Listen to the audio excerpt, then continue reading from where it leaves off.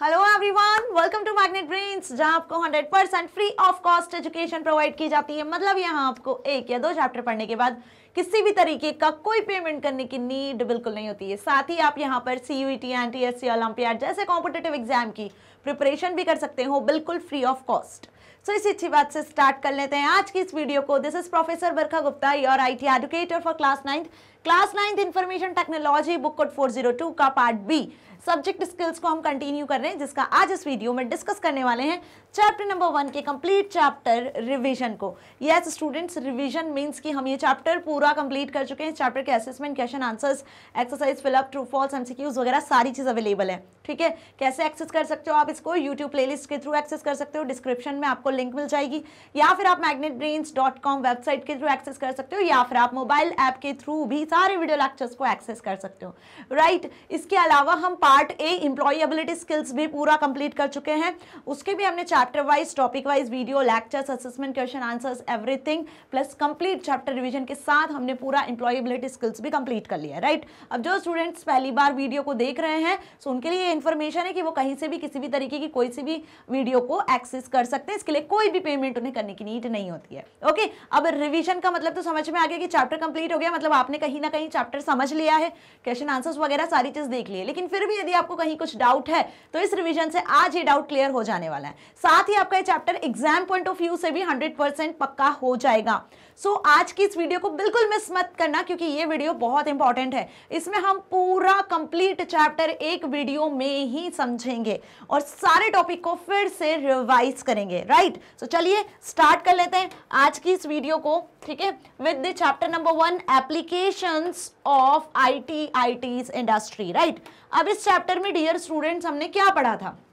हमने यहाँ पे देखा था IT होता क्या है, जो कि बहुत ज्यादा वास्ट फील्ड है। राइट, हम बोल सकते हैं कि टेक्नोलॉजी की फील्ड में यदि आपको आगे बढ़ना है तो उसके लिए आपको इंफॉर्मेशन टेक्नोलॉजी से गुजरना होता है, जिसका यूज आप डायरेक्टली इनडायरेक्टली अपनी ह्यूमन लाइफ में, डे टू डे लाइफ में कर ही रहे हैं हम। राइट, और इसका अलग अलग फील्ड्स में, जैसे कि हम बात कर लें साइंटिफिक फील्ड में, मेडिकल फील्ड में, एग्रीकल्चर फील्ड में, बहुत सारे डिफरेंट फील्ड्स में इसका यूज हो रहा है। राइट, अब टेक्नोलॉजी का यूज कहाँ नहीं हो रहा है ये सोचो आप, हर जगह टेक्नोलॉजी का यूज हो रहा है। चाहे हम बात करें घर में, या हम बात करें बिजनेस में, या हम बात करें हॉस्पिटल, एवरीवेयर, हर जगह आप IT का यूज करते हो। राइट, अब IT में एक्चुअली होता क्या है इंक्लूड? IT में बेसिकली इंक्लूड होता है आपकी computer, laptop, PC, mobile phone, electronic devices, जितने भी स्मार्ट डिवाइसेस हैं जिनको आप इंटरनेट के साथ कनेक्ट कर सकते हो, इंटरनेट पे बेस्ड जितनी सर्विसेज हैं उन्हें एक्सेस कर सकते हो। सो जितने हार्डवेयर सॉफ्टवेयर आपको मिलते हैं वो सभी टेक्नोलॉजी में आते हैं, और यही हार्डवेयर सॉफ्टवेयर, इंटरनेट बेस्ड जो सर्विसेज हैं, वेब सर्विसेज हैं, जिनकी वजह से आज हमारी जो लाइफ है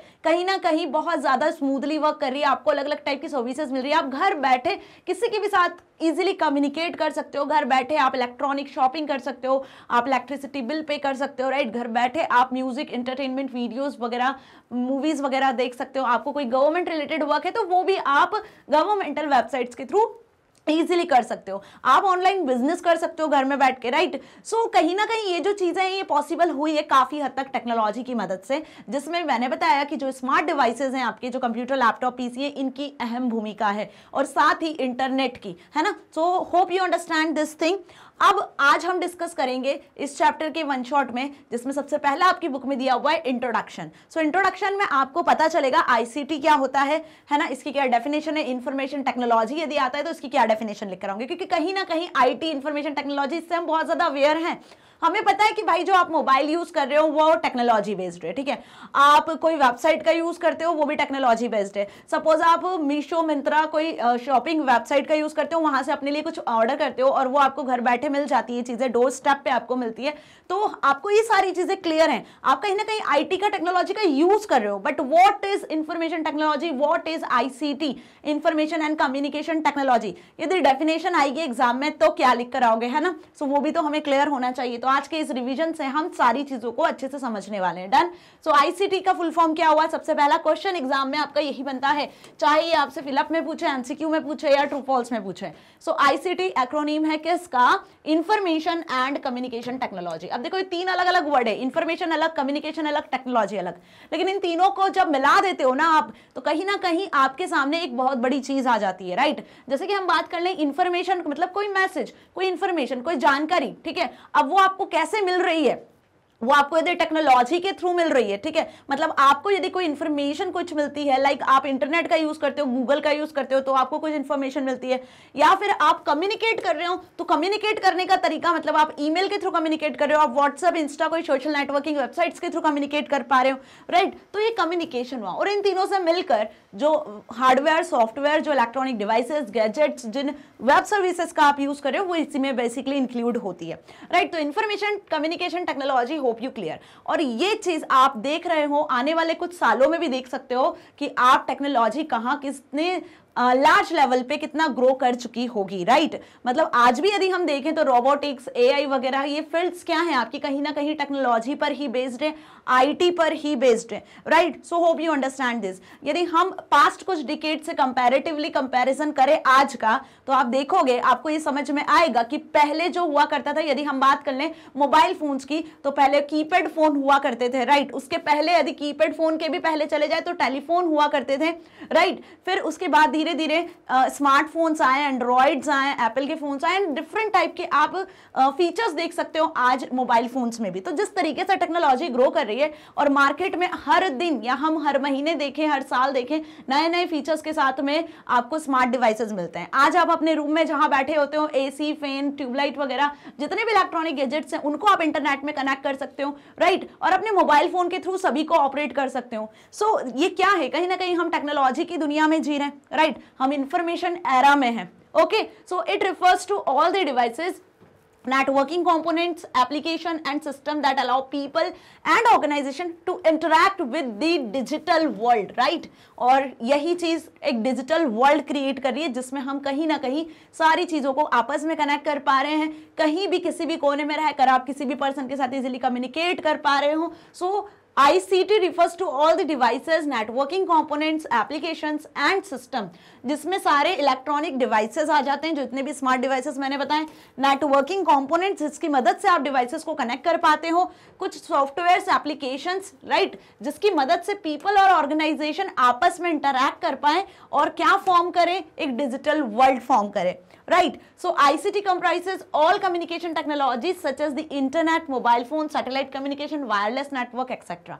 So ICT में यदि हम बात कर लें कम्युनिकेशन टेक्नोलॉजी की, तो ये सारी चीजें यहाँ इंक्लूड होती है। So hope you understand this thing। यदि अब एग्जाम में डिफिनेशन आती है, फुल फॉर्म आता है, तो आप इजीली लिख कर आ सकते हो आंसर को, राइट। अब ये ICT टर्म किसने डिफाइन की, तो इसका आंसर भी आपको पता होना चाहिए।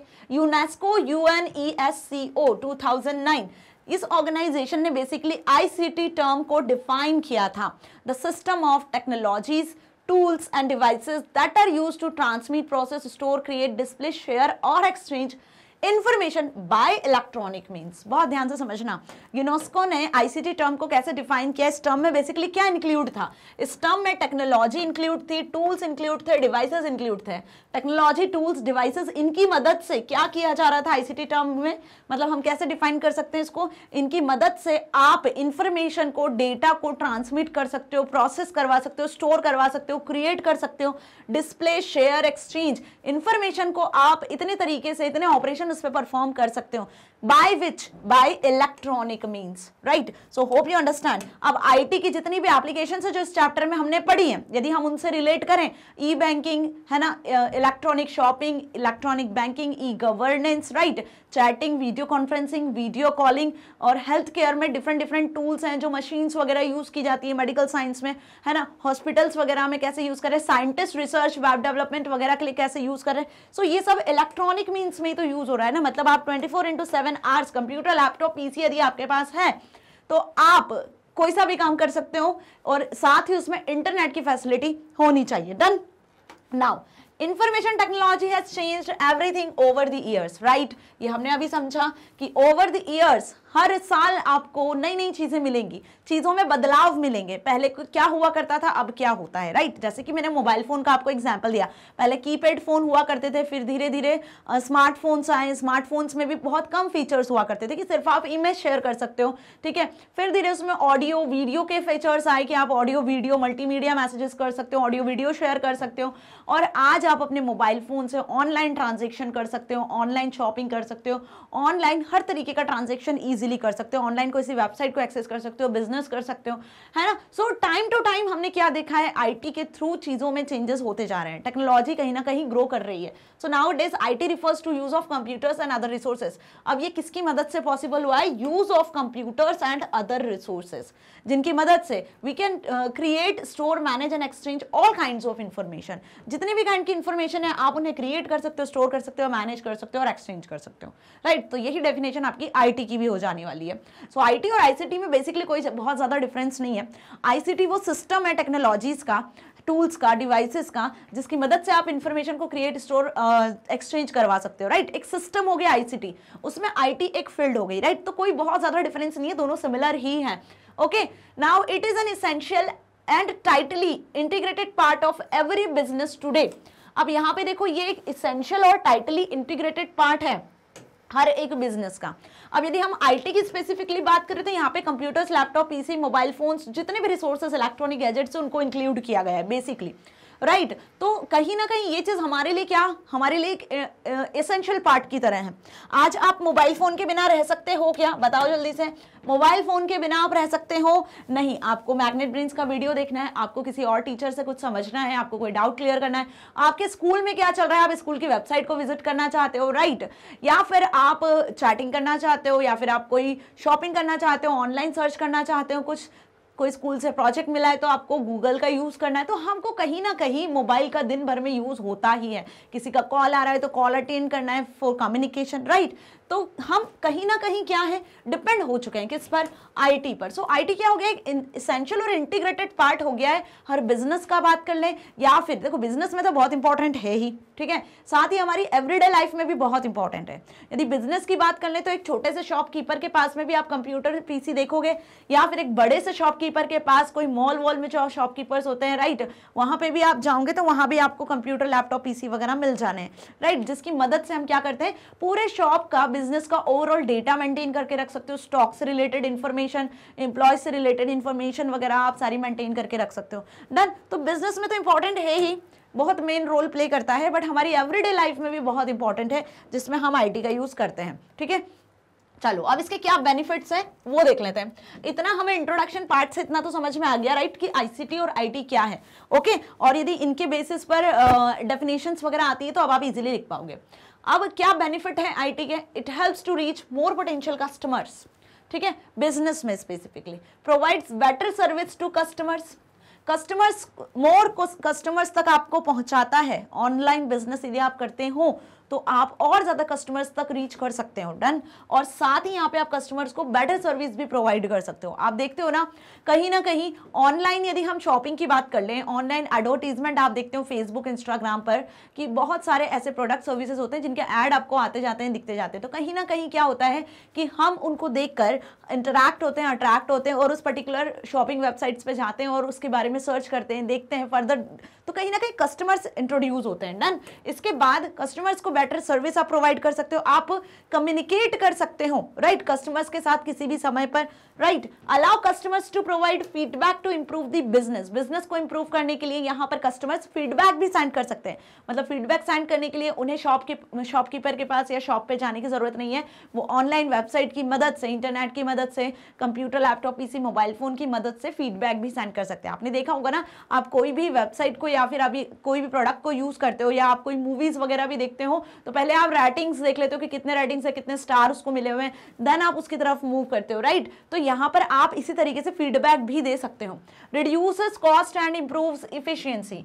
बिजनेस में जो प्रोडक्ट्स होते हैं, ठीक है, या बिजनेस में जितनी भी कॉस्ट लगती है वो कॉस्ट भी कहीं ना कहीं रिड्यूस होती है और इफिशियंसी बढ़ जाती है।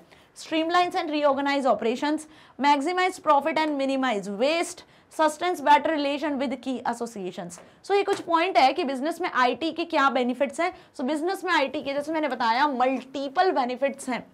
यदि हम इनको अलग अलग तरीके से भी समझ ले, देखो बिजनेस को आप अलग अलग कैटेगरी में रख सकते हो यहाँ पे आईटी की फील्ड से। मतलब यदि हमको एक छोटा सा बिजनेस करते भी हैं, सपोज, ठीक है। तो उसमें यदि आप देख लो तो एक से ज्यादा मल्टीपल फील्ड्स होती हैं।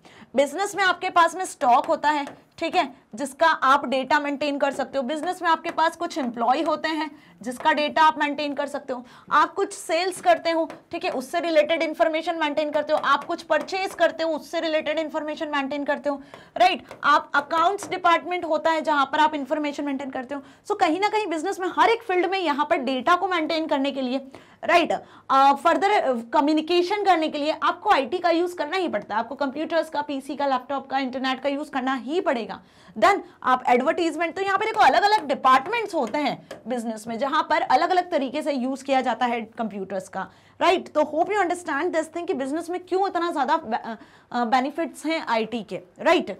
Next, As the name, the services enabled by the use of information technology can be termed as। अब हम आ गए सेकेंड पार्ट पे इस चैप्टर के। अभी हमने सिर्फ आईटी देखा, आईटी का बिजनेस में क्या क्या बेनिफिट्स है वो देखें। अब आईटी इनेबल्ड सर्विसेज, आईटीएस, जो इस चैप्टर का नाम है, क्या है, application of IT, ITES industry, right. तो आईटीएस का क्या मतलब हुआ? आईटीएस का मतलब है, फुल फॉर्म है इंफॉर्मेशन टेक्नोलॉजी इनेबल्ड सर्विसेज। अभी हमने बिजनेस के बारे में समझा, day to day everyday life में कैसे यूजफुल है वो देखा।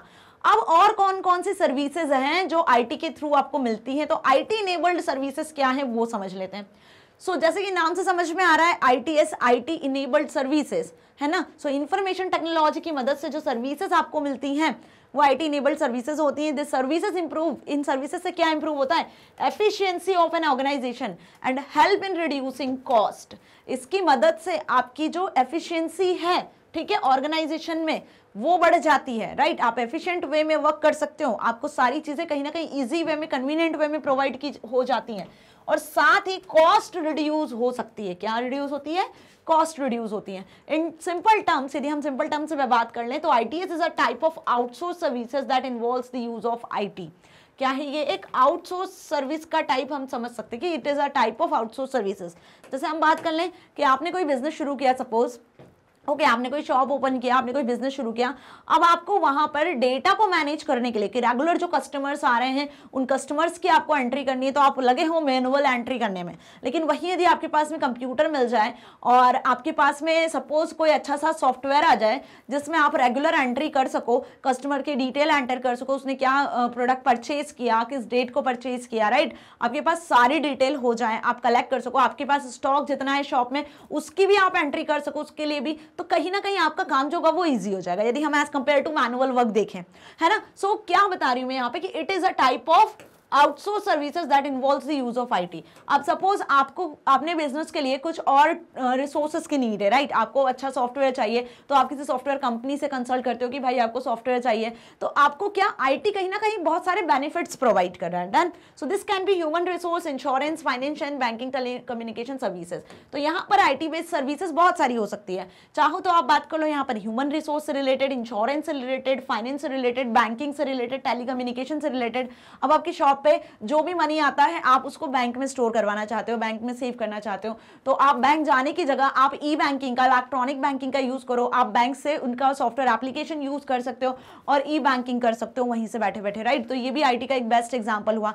सो ये क्या हो गई, कहीं ना कहीं आईटी बेस्ड सर्विसेज जो आपको प्रोवाइड की जा रही है। अब इसमें बहुत सारी सर्विसेज आ जाती हैं। So for each IT services there are two things involve. तो यहाँ पे बेसिकली दो चीजें इन्वॉल्व होती है हर आईटी सर्विस में, राइट। कौन सी वो दो चीजें हैं? पहली तो हो गई टेक्नोलॉजी और दूसरा हो गया कम्युनिकेशन डिवाइस। ध्यान रखना, टेक्नोलॉजी जिसकी मदद से आप सर्विसेज को यूज कर पा रहे हो, और दूसरा कम्युनिकेशन डिवाइस, भाई किसके थ्रू आप कम्युनिकेट कर पा रहे हो, ठीक है। तो टेक्नोलॉजी और कम्युनिकेशन डिवाइस ये दो चीजें बहुत इंपॉर्टेंट होती है जो आईटीएस में इंक्लूडेड हैं। तो technology that enables the services and a communication device. Laptop, PC, computer, phone या आपके पास ये होगा ही नहीं तो आप कैसे टेक्नोलॉजी को यूज कर पाओगे। सो दोनों चीजें आपको क्लियर है कि for each IT services there are two things involved. First is technology and second is communication device. So यहाँ पर टेक्नोलॉजी में दो ही चीजें इंक्लूड की जाती हैं, right. Now the most common examples of ITES that you come across in your day to day life are call centres, back office, content development, logistic management, यहाँ पर आप और भी देख सकते हो जो अभी हम आगे डिस्कस करेंगे। बिजनेस प्रोसेस आउटसोर्सिंग, बीपीओ जो कंपनीज होती है, बिजनेस प्रोसेस मैनेजमेंट जो होता है। सो ये सारी चीजें आप अपने डे टू डे लाइफ में देखते भी हो। भाई कॉल सेंटर सभी ने देखा है ना, ठीक है, सभी ने सुना भी है, जहां पे कस्टमर्स की रिक्वायरमेंट को फुलफिल किया जाता है, कस्टमर्स की को हेल्प की जाती है, उनकी जो क्वेरीज होती है उन्हें सॉल्व किया जाता है। यदि आपने कोई प्रोडक्ट परचेज किया है तो उससे रिलेटेड आपकी जो भी क्वेरी है आप उसे एक्सेस कर सकते हो। प्रोडक्ट से रिलेटेड जो भी हेल्प आपको चाहिए तो आप कस्टमर केयर्स के थ्रू उसे एक्सेस कर सकते हो। तो कस्टमर केयर को ही हम बेसिकली यहाँ पे कॉल सेंटर्स बोल सकते हैं, जहां पे क्या होता है, जहां पे कंप्यूटर्स होते हैं और कोई ट्रेंड पर्सन बैठा होता है जो आपकी क्वेरी को सॉल्व करता है। So IT and IT enabled services में यदि हम आ जाए तो यहाँ पे कुछ और चीजें हैं जो आपको अच्छे से सारी चीज क्लियर हो जाएगी about this points, like project management, infrastructure management, testing, application development, right, localization, translation, है ना। सो ये कुछ पॉइंट्स है जो कि आपको हेल्प करेंगे। अब यहाँ पर कुछ आईटीएस बेस्ड जो सर्विसेज है जो आपकी बुक में दी हुई है, ठीक है, जिन पर आपको डिटेल में पढ़ना है और जो कि इंपॉर्टेंट है एग्जाम पॉइंट ऑफ व्यू से भी, वो है सबसे पहले call centre. So it is a service centre to provide information and support to a customer. It has trained consultants, high quality telecom facilities, access to the internet and other online information. बहुत अच्छी lines लिखी हुई है कि ये वो service centre होता है जो कि इंफॉर्मेशन और सपोर्ट प्रोवाइड करता है कस्टमर्स को। यहाँ पर ट्रेन कंसल्टेंट्स बैठे होते हैं, है ना, जिनके पास में हाई क्वालिटी की टेलीकॉम सर्विसेज होती है, टेलीकॉम फैसिलिटीज वो प्रोवाइड करते हैं आपको, ठीक है। That access to the internet, जिसकी मदद से इंटरनेट मतलब इंटरनेट की मदद से आप उन फैसिलिटीज को एक्सेस कर सकते हो, and other online information. Done. So hope you understand this point. A large number of telephone calls are received and transmitted by trained customer service representative. अब जितने भी कस्टमर्स के कॉल आते हैं तो ऐसा तो है नहीं कि एक ही पब्लिक है, बिल्कुल मतलब हम बोल सकते हैं कि एक ही कोई पर्सन है, ऐसा नहीं है भाई। कितनी पॉपुलेशन है इंडिया की यदि बात की जाए तो, यदि हम इंटरनेशनल में बात कर लें तो वर्ल्ड में बहुत ज़्यादा पॉपुलेशन और डे टू डे पॉपुलेशन बढ़ती जा रही है।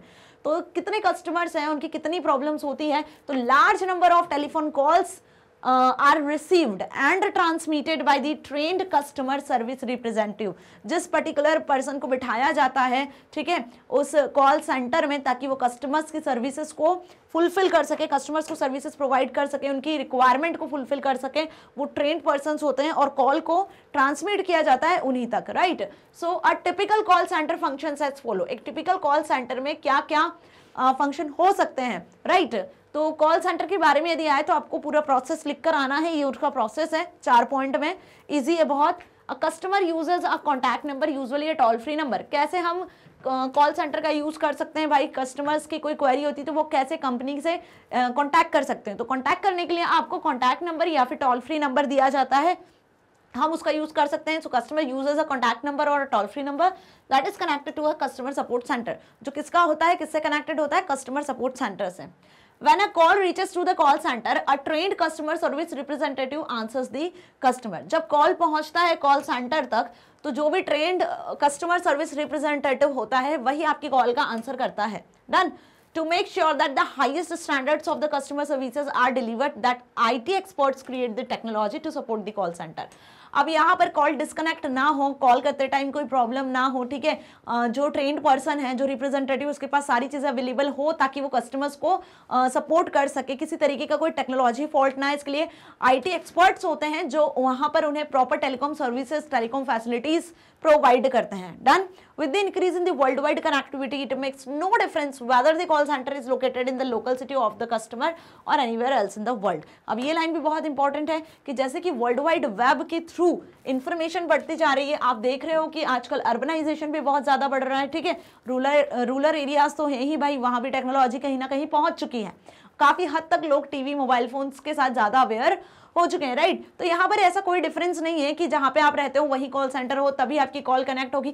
वर्ल्ड के किसी भी कोने में आप कॉल सेंटर के थ्रू किसी भी पर्सन के साथ कम्युनिकेट कर सकते हो, अपनी क्वेरीज को सॉल्व करवा सकते हो. तो कस्टमर ऐसा नहीं है कि उसके लोकल एरिया में ही हो पर्टिकुलर कॉल सेंटर कंपनी तो ही कनेक्ट हो पाएगा. वर्ल्ड के किसी भी कोने में आप कनेक्ट हो सकते हो. There is no any difference, right. Now business process outsourcing, ये तो हमने कॉल सेंटर के बारे में समझ लिया.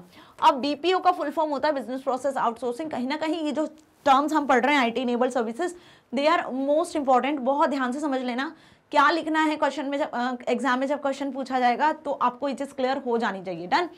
बीपीओ का मतलब क्या होता है, बिजनेस प्रोसेस आउटसोर्सिंग। ये वो थर्ड पार्टी कंपनीज होती हैं जो कि आपको आईटी की सर्विसेज प्रोवाइड करती हैं, जो अभी हमने देखा IT enabled services, telecom, human resource, insurance, right, आपके जितने भी इलेक्ट्रॉनिक मीन्स की आपको नीड होती है अपने बिजनेस में, वो जितनी भी सर्विसेज आपको चाहिए होती है वो सारी सर्विसेज आपको बीपीओ कंपनीज प्रोवाइड करती हैं। नाम सुना होगा आपने विप्रो का, टाटा, बिरला, इन्फोसिस कंपनी का, राइट। ये क्या है, ये सभी बीपीओ के ही एग्जांपल्स है।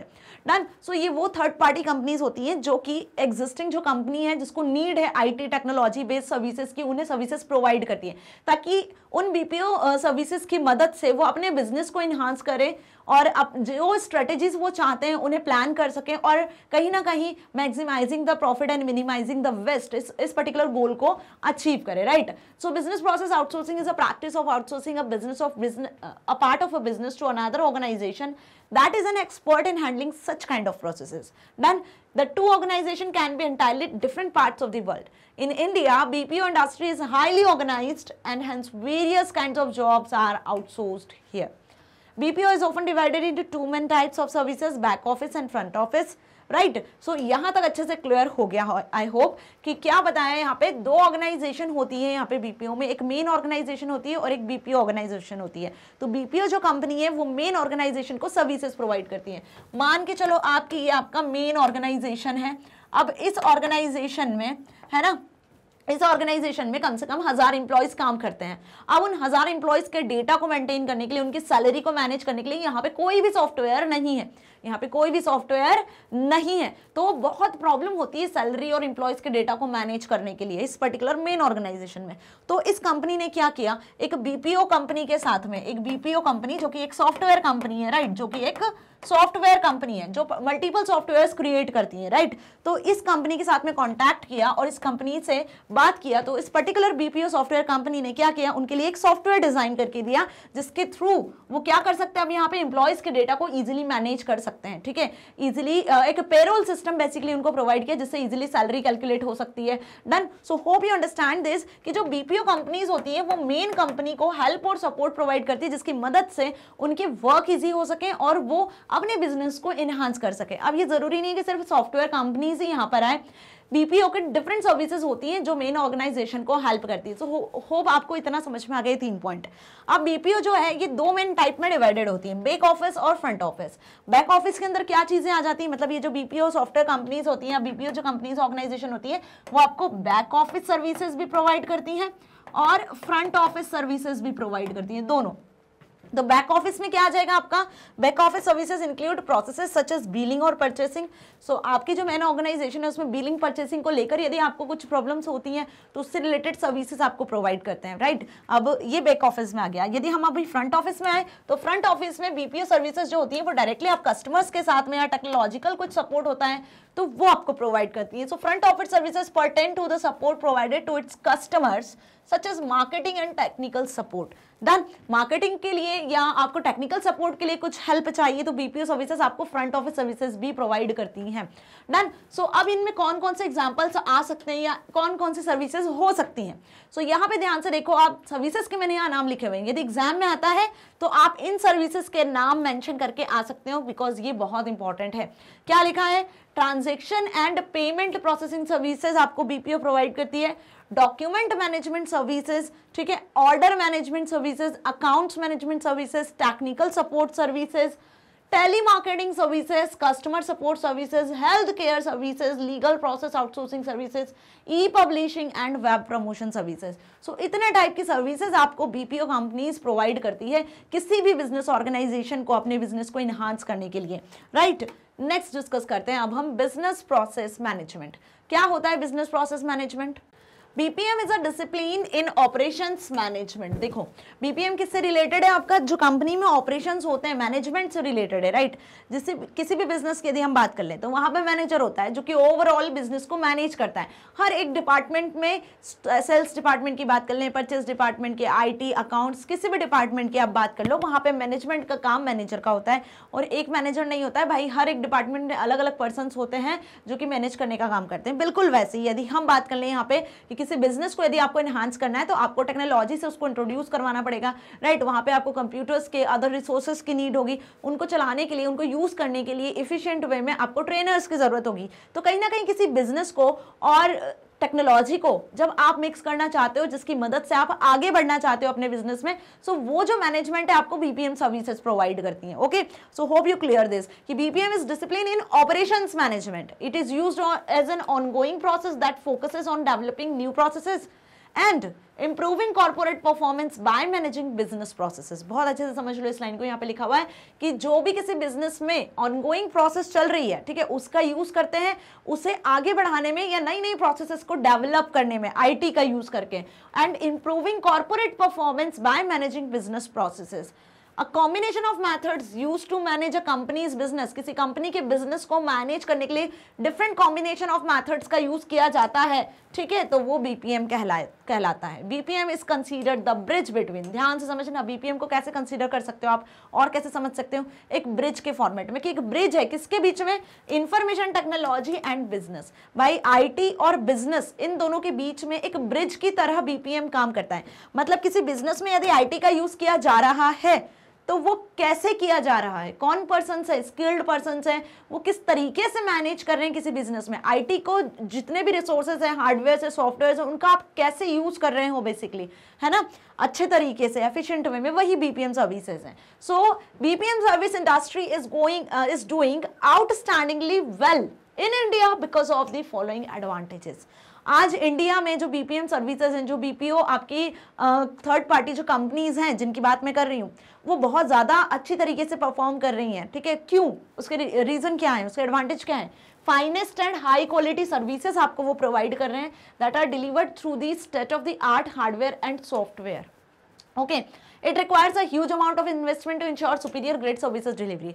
और कहीं ना कहीं इन सर्विसेज को एक्सेस करने के लिए आपको ह्यूज अमाउंट इन्वेस्टमेंट भी करनी होती है, ठीक है। जो बिगर कंपनीज हैं, ऑर्गेनाइजेशंस हैं, जो आईटी का यूज़ कर रहे हैं, इन बीपीएम सर्विसेज का यूज़ कर रहे हैं, तो कहीं ना कहीं वो इन्वेस्ट भी करते हैं, तभी उनको इतनी फाइनेस्ट और हाई क्वालिटी की सर्विसेज मिलती है। बट एक बार यदि उन्होंने इन्वेस्ट किया और ये क्वालिटी को एक्सेस कर पा रहे हैं, इन सर्विसेज को एक्सेस कर पा रहे हैं, तो उनका बिजनेस भी उतना ज़्यादा एनहांस होता है। तो सेकेंड पॉइंट वही है, like this services guaranteed flawless and excellent service by following repeated quality checks. अब ऐसा नहीं है कि एक बार सर्विस प्रोवाइड कर दी हो गया, यहाँ पे रिपीटेड क्वालिटी चेक्स किए जाते हैं, ठीक है, ताकि कोई भी फ्लॉज हो या फिर कोई भी प्रॉब्लम हो तो उसे ओवरकम किया जा सके और आपको एक्सीलेंट सर्विसेज आपके बिजनेस को प्रोवाइड की जा सके। So government of India is also boosting the BPM industry by providing the required infrastructure and logistical support. तो यहाँ पे कहीं ना कहीं जो गवर्नमेंट है इंडिया की, भाई वो भी इन बीपीएम सर्विसेज को, बीपीओ कंपनीज को क्या कर रही है, आगे बूस्ट कर रही है। डन। नाउ इसमें अब सबसे पहले किस टाइप की कंपनीज हैं जिसका हम एग्जांपल ले लें। सो एमएनसीज का नाम, मल्टीनेशनल कंपनीज का आपने नाम सुना होगा, दे आर बीपीएम कंपनीज जो आपको सर्विसेज प्रोवाइड करती है, बिजनेस को आगे बढ़ाने के लिए सर्विसेज देती हैं, right, regarding with information technology, right. So multinational company is an organization that owns और controls the production of goods और services in at least one country other than its home country. They operate in multiple locations worldwide. The two main characteristics of MNCs are, first, their large size, and second, their worldwide activities are centrally controlled by the parent companies. So hope you understand this thing. क्या बताएं यहाँ पे कि यहाँ पे MNCs को भी control किया जाता है, मल्टीपल लोकेशन में, वर्ल्ड के किसी भी लोकेशन में आप चले जाओ आपको MNCs कंपनीज मिलेंगी, राइट। और इनको कंट्रोल करने के लिए भी एक पेरेंट कंपनी होती है जो इन सारी MNCs वगैरह को कंट्रोल करती है, ठीक है। इनका साइज बहुत लार्ज होता है, साथ ही ये multiple location world wide operate कर सकती है। Multinational corporation is an organization that owns controls the production of goods and services and in at least one country other than its home country, right. So ऐसा बिल्कुल नहीं है कि किसी company, कोई मल्टीनेशनल कंपनी है और उसका हेड ऑफिस यदि मान के चलो दिल्ली में है, ठीक है, तो उसी से रिलेटेड उसकी मल्टीपल ब्रांचेस होगी जहाँ पे वो कंपनीज एग्जिस्ट करेंगी और उस पर्टिकुलर जो मेन जहाँ पे उसका हेड ऑफिस होगा वहाँ से सभी को क्या किया जाएगा, कंट्रोल किया जाएगा, right. So hope you understand this thing. Okay, now Indian service providers. अब इंडियन सर्विस प्रोवाइडर्स क्या हो गए, they initially begin their operations in India. ये भी इंडिया में जो डिफरेंट ऑपरेशंस होते हैं, जो सर्विसेज होती है, वही प्रोवाइड करते हैं, जैसे कि इनके नाम से आपको समझ में आ रहा है। मोस्ट ऑफ दिस कंपनीज, इनमें जो बहुत सारी कंपनीज होती हैं उनका क्या मोटिव होता है, their control centres in India while having work places at many international locations, कि इनके जो कंट्रोल सेंटर्स होते हैं वो इंडिया में ही होते हैं, लेकिन जो उनकी वर्क प्लेसेस होती है जहां इंप्लॉयज काम करते हैं वो बहुत सारी जगह या इंटरनेशनल कंट्रीज में भी हम बात कर लें, इंटरनेशनल लोकेशन में बात कर लें तो वहां होते हैं, लेकिन उनको कंट्रोल कहाँ से किया जाता है, इंडिया से, क्योंकि उनका जो मेन सेंटर होता है, जो उनका हेड ऑफिस हम बोल सकते हैं जो होता है वो इंडिया में ही होता है, राइट। इसीलिए हम इन कंपनीज को जो ये सर्विसेज आपको प्रोवाइड करती है वो इंडियन सर्विस प्रोवाइडर्स के नाम से जानी जाती है, राइट। क्यों? क्योंकि इनके जो मेन सेंटर होता है वो कहाँ होता है, मेन सेंटर इंडिया में होता है, जिसके थ्रू बाकी सारे सेंटर्स को कंट्रोल किया जा सकता है। थर्ड आ जाता है इसी में बीपीएम में global in house centres, GICs के नाम से जिसे हम जानते हैं, राइट। तो ये वो ऑर्गेनाइजेशंस हैं, they work for their parent organization only, then do not function for external clients. बहुत ध्यान से समझना, GICs वो सारी कंपनीज होती हैं, वो सारी ऑर्गेनाइजेशंस होती हैं जो कि अपनी पेरेंट ऑर्गेनाइजेशन के लिए काम करती हैं, ठीक है। उनको कस्टमर्स से, जो एक्सटर्नल क्लाइंट्स हैं, उनसे कोई लेना देना नहीं होता, उनको सिर्फ फोकस होता है उनका मेन किसके लिए, उनका मेन फोकस होता है अपनी पेरेंट ऑर्गेनाइजेशन के लिए। जैसे कि हम यहाँ पर बात कर लें कि ये एक पेरेंट ऑर्गेनाइजेशन है, ठीक है। अब यहाँ पे उसने 2 GICs मतलब 2 ऐसी कंपनीज हैं जिनको हायर किया हुआ है, ये कंपनीज इन्हें सर्विसेज प्रोवाइड करती हैं, राइट। तो ये क्या हो गई आपकी GIC कंपनीज हो गई हैं, ठीक है। अब जितने भी कस्टमर्स आते हैं वो इनसे नहीं कांटेक्ट करते, वो पेरेंट ऑर्गेनाइजेशन से। सो जितने भी कस्टमर्स हैं वो पेरेंट ऑर्गेनाइजेशन से ही कांटेक्ट करेंगे, यहीं से डील करेंगे, राइट। सो क्या बताया मैंने कि GICs वो सारी कंपनीज होती हैं जो सर्विसेज किसे देती हैं, अपनी पेरेंट ऑर्गेनाइजेशन के लिए, जो काम किसके लिए करती हैं, अपनी पेरेंट ऑर्गेनाइजेशन के लिए काम करती हैं, है ना। उनको इन एक्सटर्नल जितने भी क्लाइंट्स या कस्टमर्स होते हैं उनसे कोई मतलब नहीं होता है, उनका फोकस किस पे होता है भाई, अपनी पेरेंट ऑर्गेनाइजेशन जो भी है उसके प्रॉफिट को मैक्सिमाइज करवाने के लिए, उसके बेनिफिट के लिए सोचना, ठीक है। So the Indian global in house centre, इसे हम इन शॉर्ट GIC को क्या बोलते हैं, ग्लोबल इन हाउस सेंटर्स भी कहते हैं, has evolved significantly over the last 20 years. Last 20 years से आप इसको देख सकते हो। This organization was originally known as captive centers. इसीलिए इस particulars को हम क्या बोलते हैं, captive centers के नाम से भी जानते हैं। They offshore centers that perform specific functions for large organization. इनका main function यही होता है कि large organization को जिनके साथ वो connected है उन्हें services provide करें। अब यदि हम बात कर लें यहाँ पे GICs, तो इन्होंने कितने persons को, कितने individuals को employment दी हुई है वो हम बात करें तो 1200 GICs एग्जिस्ट कर रही है, 1100-1200 के अप्रॉक्स लेटेस्ट जो है अभी GICs कंपनीज हैं इंडिया में, the employ at least 9 lakh individuals, right. So further इसमें जो अब हायरिंग हो रही है, the expected in areas like cyber security, analytics and digital innovation. So इस एरिया में आप देखोगे इसमें हायरिंग हो रही है, राइट। अब आ जाते हैं हम इस चैप्टर के last topic, that is application of IT पर। अभी हमने IT इनेबल्ड सर्विसेज देख लिया, जिसमें हमने MNCs, GICs, ISPs और साथ ही BPM, BPO, call centres, different services के बारे में समझा IT इनेबल्ड। अब कैसे आप IT का अलग अलग फील्ड में यूज़ देख रहे हो, वैसे तो हर फील्ड में यूज़ किया जाता है, अगर मैं समझाने बैठूँ तो ये लेक्चर पूरा खत्म हो जाएगा, ठीक है। जितना बुक में मेंशन किया है आप इससे भी ज़्यादा काफ़ी हद तक देख सकते हो कि हर जगह IT का यूज़ हो रहा है, डन। सो कुछ इंपॉर्टेंट जो पॉइंट्स है वो हमने यहाँ इस चैप्टर में मेंशन है आपके, जो आपको याद भी करने हैं, एग्जाम में आएगा तो आपको लिख कर भी आना है। सो IT in home and everyday life, IT in education sector, IT at workplace, IT in library, IT in business marketing, in banking, in insurance, in communication and social media, in entertainment, in healthcare, in scientific research and engineering, in government and public services. Done. So इतने सारे sectors में हमने IT का use कैसे किया जा रहा है, ठीक है, कैसे IT को यूज़ कर रहे हैं, बेसिकली किस तरीके से हम इन सभी सेक्टर्स में IT पर डिपेंड हो चुके हैं, यूज़ भी नहीं कर रहे हैं भाई, डिपेंड हो चुके हैं, वो सब अब हम डिस्कस करने वाले हैं, right. So one by one हम सारे फील्ड्स को डिस्कस करेंगे। IT in home and everyday life, अब ये तो हम सभी को बहुत अच्छे से क्लियर है कि होम और एवरीडे लाइफ में आप कैसे IT का यूज़ कर रहे हो। आप जो टेलीविज़न देखते हो, मोबाइल फोन्स का यूज़ करते हो, राइट, अपने अलग अलग पर्पस के लिए आप कहीं ना कहीं एवरीडे लाइफ में IT का यूज़ कर रहे हो। सो IT facilitates access to various services and technologies in our day-to-day lives. With its increasing importance, IT literacy has become a functional requirement to easy our lives.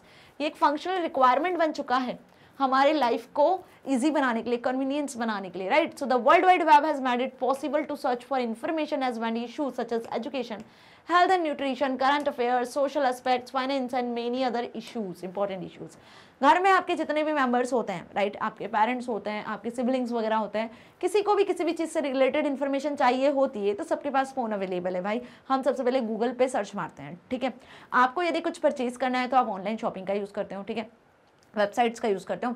आपको कहीं घूमने जाना है तो आप तुरंत रिजर्वेशन करवा लेते हो ट्रेन्स का, एयरक्राफ्ट्स का, ठीक है, या फिर आप कोई होटल में स्टे करते हो तो उसका रिजर्वेशन करवाते हो। आपको कुछ सर्च करना है, ठीक है, आपको कुछ बहुत अच्छी प्लेसेस सर्च करना है, आपको कोई प्रोजेक्ट बनाना है तो, या आपके पेरेंट्स को कुछ बिल वगैरह पे करना है, इलेक्ट्रिसिटी बिल जैसे आता है वो आपको पे करना है, राइट। सो कहीं ना कहीं हमारे जो डेली के जो वर्क है हम उसके लिए आईटी पर ही डिपेंड है। तो ये हमारी एक एसेंशियल रिक्वायरमेंट हो चुका है। अब यदि कोई न्यूज़ आपको सर्च करनी है, न्यूज़ आपको कुछ सुननी है, ठीक है, तो आजकल हम कहीं ना कहीं टेलीविजन का कम ही यूज़ करते हैं।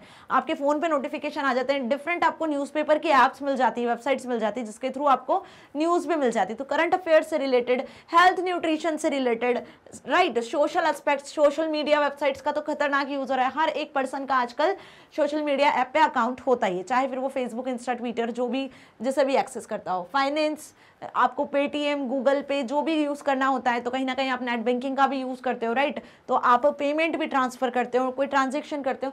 सो this all are the important points जिनका हम डे टू डे में यूज़ कर रहे हैं आईटी का। Done. So some of the ways we use IT in our everyday life, जो पॉइंट्स मैंने बताया, अब यही सारे पॉइंट्स आपको वन बाय वन यहाँ दिख जाएंगे कि इसी के अकॉर्डिंग यदि एग्जाम में क्वेश्चन आता है कि what are the ways to use IT in everyday life, तो यही पॉइंट्स आपको लिखकर आने एग्जाम में। We use online services to pay our utility bills like telephone bill, electricity bill, gas bill, water bill, mobile bill etcetera, ठीक है, आप ये सारे काम करते हो। Exactly.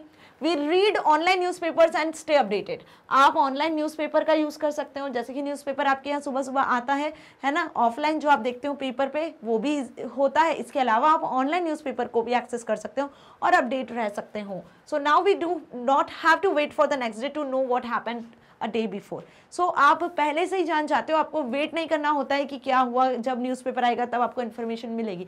So online services provide news that is instantly and continuously updated. We watch entertainment programs on the internet पर आप एंटरटेनमेंट प्रोग्राम्स, मूवीज, म्यूजिक वगैरह सुन सकते हो। So we play online and offline games, right, games के लिए भी हम इसका बहुत ज़्यादा यूज़ करते हैं। स्मार्टफोन्स, लैपटॉप, पीसी का यूज़ कर लेते हो आप, right? We get connected with our family, relatives, friends, even we are geographically a distant location using email, social media और video calling, video chatting, social media apps वगैरह का use करके आप अपने फैमिली, फ्रेंड्स, रिलेटिव्स के साथ connected रह सकते हो, चाहे वो कहीं भी रहते हो। Done.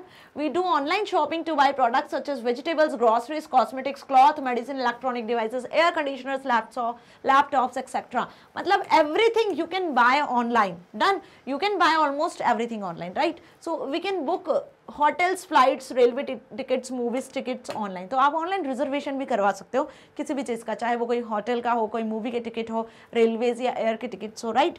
So hope you understand कि हम डे टू डे लाइफ में कैसे आईटी पर डिपेंड है। एक इसेंशियलिटी, एक नेसेसिटी हमारे लिए बन चुका है। So IT in education sector, अब देखते हैं एजुकेशन सेक्टर में कैसे यूज़ हो रहा है। भाई यहाँ भी बहुत अच्छे तरीके से आईटी का यूज़ किया जा रहा है। मतलब आजकल जो आपके क्लासरूम होते हैं ना, वो क्लासरूम में भी आप देखते हो स्मार्ट डिवाइसेस यूज़ किए जाते हैं। मतलब आपके पास वाइट बोर्ड होता है, प्रोजेक्टर लगा होता है, तो प्रोजेक्टर, स्मार्ट बोर्ड की वजह से आप ऑडियो वीडियो प्ले करवा सकते हो, है ना। आप कहीं ना कहीं अपनी एजुकेशन को, जो भी आप टॉपिक समझ रहे होते हो, टॉपिक आपको इंटरैक्टिव वे में समझ में आता है। अभी जो हम कर रहे हैं काम, क्या कर रहे हैं भाई, मैं आपको पढ़ा रही हूँ, आप सारी चीज़ों को ईजिली समझ पा रहे हो, राइट। आप यहाँ पर जितने भी टॉपिक्स में पढ़ा रही हूँ, जो भी कॉन्सेप्ट क्लियर कर रही हूँ, आप इजीली समझ पा रहे हो, क्योंकि मैं भी टेक्नोलॉजी इनेबल्ड डिवाइसेस का ही यूज़ कर रही हूँ। वेबकैम यूज़ हो रहा है, इंटरनेट यूज़ हो रहा है, वाइट बोर्ड यूज़ हो रहा है, साथ ही हम बहुत अट्रैक्टिव और इंटरैक्टिव वे में पढ़ाई कर रहे हैं। हर चीज़ आपको इमेज के साथ साथ टेक्सचुअल, सारी चीज़ों के साथ में आपको चीज़ें समझ आ पा रही हैं। आप internet, YouTube, website, mobile app के थ्रू पढ़ रहे हो, कहीं ना कहीं सॉफ्टवेयर के थ्रू आप समझ पा रहे हो, राइट। सो ये एजुकेशन सेक्टर में भी लर्निंग से रिलेटेड हर चीज़ को ईजी करने के लिए यूज़ किया जा रहा है। So information technology has the ability of speeding up information delivery and this ability can be used in improving our education environment. अपने एजुकेशन एनवायरनमेंट को इंप्रूव किया है आईटी ने, ठीक है, फास्ट और इजी वे में इंफॉर्मेशन को स्टूडेंट्स तक, लर्नर्स तक डिलीवर करने के केस में। So with the implementation of information technology, cost of accessing educational material are cut down and it makes the easy for students to learn from anywhere. Students कहीं भी किसी भी time पढ़ाई कर सकते हैं, ठीक है। तो यहाँ पे आपका ट्रेवल कॉस्ट वगैरह सब बच जाता है, राइट। आपको स्कूल जाने की ज़रूरत नहीं है, आपको कहीं किसी कोचिंग इंस्टीट्यूट पे जाने की ज़रूरत नहीं है, राइट। तो आपका टाइम बच रहा है, आपका कॉस्ट बच रहा है, और कहीं ना कहीं आप किसी भी टाइम पे, आप घर में यदि सो भी रहे हो या आप कहीं रेस्ट कर रहे हो, तब भी आपके पास यदि डिवाइस है, आपके पास इंटरनेट कनेक्शन है, तो आप अपनी लर्निंग को, अपनी टीचिंग को कंटिन्यू कर सकते हो। Done. So to reduce the level of literacy it is very important to make education accessible at any time any where. Done. Now we can get any type of information instantly by searching on the internet. Some commonly used search engines are Google, Bing, Yahoo, etc. Important line note कर लो आप कि आप किसी भी type की information access कर सकते हो, ठीक है, सर्च इंजिन्स के थ्रू। सर्च इंजिन्स टेक्नोलॉजी का एक इंपॉर्टेंट पार्ट है जिसके through business persons different business processes को सर्च कर सकते हैं, मार्केट की क्या वैल्यू है, मार्केट में क्या चल रहा है, ठीक है, उनकी इंफॉर्मेशन गैदर कर सकते हैं सर्च इंजिन के थ्रू। यदि आपको कोई प्रोजेक्ट बनाना है, उससे रिलेटेड कोई इन्फॉर्मेशन चाहिए, तब भी आप सर्च इंजन का यूज़ करते हो। यदि हम साइंटिस्ट की बात कर लें तो कुछ साइंटिफिक रिसर्च यदि उन्हें करनी होती है तो भी वो सर्च इंजन का यूज़ करते हैं। तो search engine is the major plays a major role in IT, right। यदि हम बात करें कि everything is depend on search engine, आपके मोबाइल फोन में भी यदि सर्च इंजन नहीं होगा तो आप इंटरनेट का यूज नहीं कर पाओगे। इंटरनेट का यूज करना है, इंटरनेट पर बेस्ड सर्विसेज को एक्सेस करना है, तो सर्च इंजन का यूज होगा। सर्च इंजन के माध्यम से ही आप इंटरनेट बेस्ड सर्विसेज जो वेबसाइट्स है उनको एक्सेस कर पाओगे। तो कहीं ना कहीं एक इंटरफेस की तरह वर्क करता है। सो कौन कौन से सर्च इंजन होते हैं जो कॉमन है जिनका यूज करते हैं? गूगल सबसे पहले नंबर पे आता है जिसका आप यूज करते हो, उसके बाद बिंग, याहू, इनका भी आप यूज कर सकते हो। They all are search engines, right. Information technology plays a pivotal role in education and learning. अब इंफॉर्मेशन जो टेक्नोलॉजी है वो एक पाइवोटल रोल प्ले करता है एजुकेशन और लर्निंग में। It allows students to obtain resources and information with the click of a button. बहुत अच्छी लाइन लिखी हुई है कि आप आईटी की मदद से एक बटन के क्लिक से, माउस के एक बटन के क्लिक से क्या कर सकते हो? दुनिया भर की इंफॉर्मेशन को एक्सेस कर सकते हो। So students also access various educational videos available on internet for the clarity of concept. अपने कॉन्सेप्ट को क्लियर करने के लिए आप इंटरनेट पर बेस्ड वीडियोस को, ऑडियोज को एक्सेस कर सकते हो। जैसे यूट्यूब पे आपको मिल जाती है भाई वीडियोस मिल जाती है हर सब्जेक्ट की। मैग्नेट ब्रेन सॉफ्टवेयर के थ्रू आपको सारी वीडियोस अवेलेबल होती है हर एक सब्जेक्ट की, तो जिसके थ्रू आप अपने डाउट्स को क्लियर कर सकते हो ना, बिल्कुल वैसे ही। So some of the uses of information technology in education sector. Education sector में कुछ यूजेस हैं इंफॉर्मेशन टेक्नोलॉजी के, अब वो क्या है? सो यदि एग्जाम में क्वेश्चन आता है what are the uses of information technology in education sector, तो अब हम जिन पॉइंट्स को डिस्कस करने वाले हैं दे आर इंपॉर्टेंट पॉइंट्स, याद रखो। पहला इसमें एजुकेशनल रिसोर्सेज। क्या हुआ ये? IT makes it easy to access academic information at any time। मतलब यहाँ पे हम कुछ रिसोर्सेज का यूज करेंगे जिनकी मदद से आपको एकेडमिक इन्फॉर्मेशन मिलती रहे, किसी भी टाइम उनको एक्सेस कर सकते हो आप 24/7 hours. A variety of teaching resources. अब इनमें आपके टीचिंग रिसोर्सेज आ जाते हैं डिफरेंट टाइप के, that available for teachers to teach in better वे।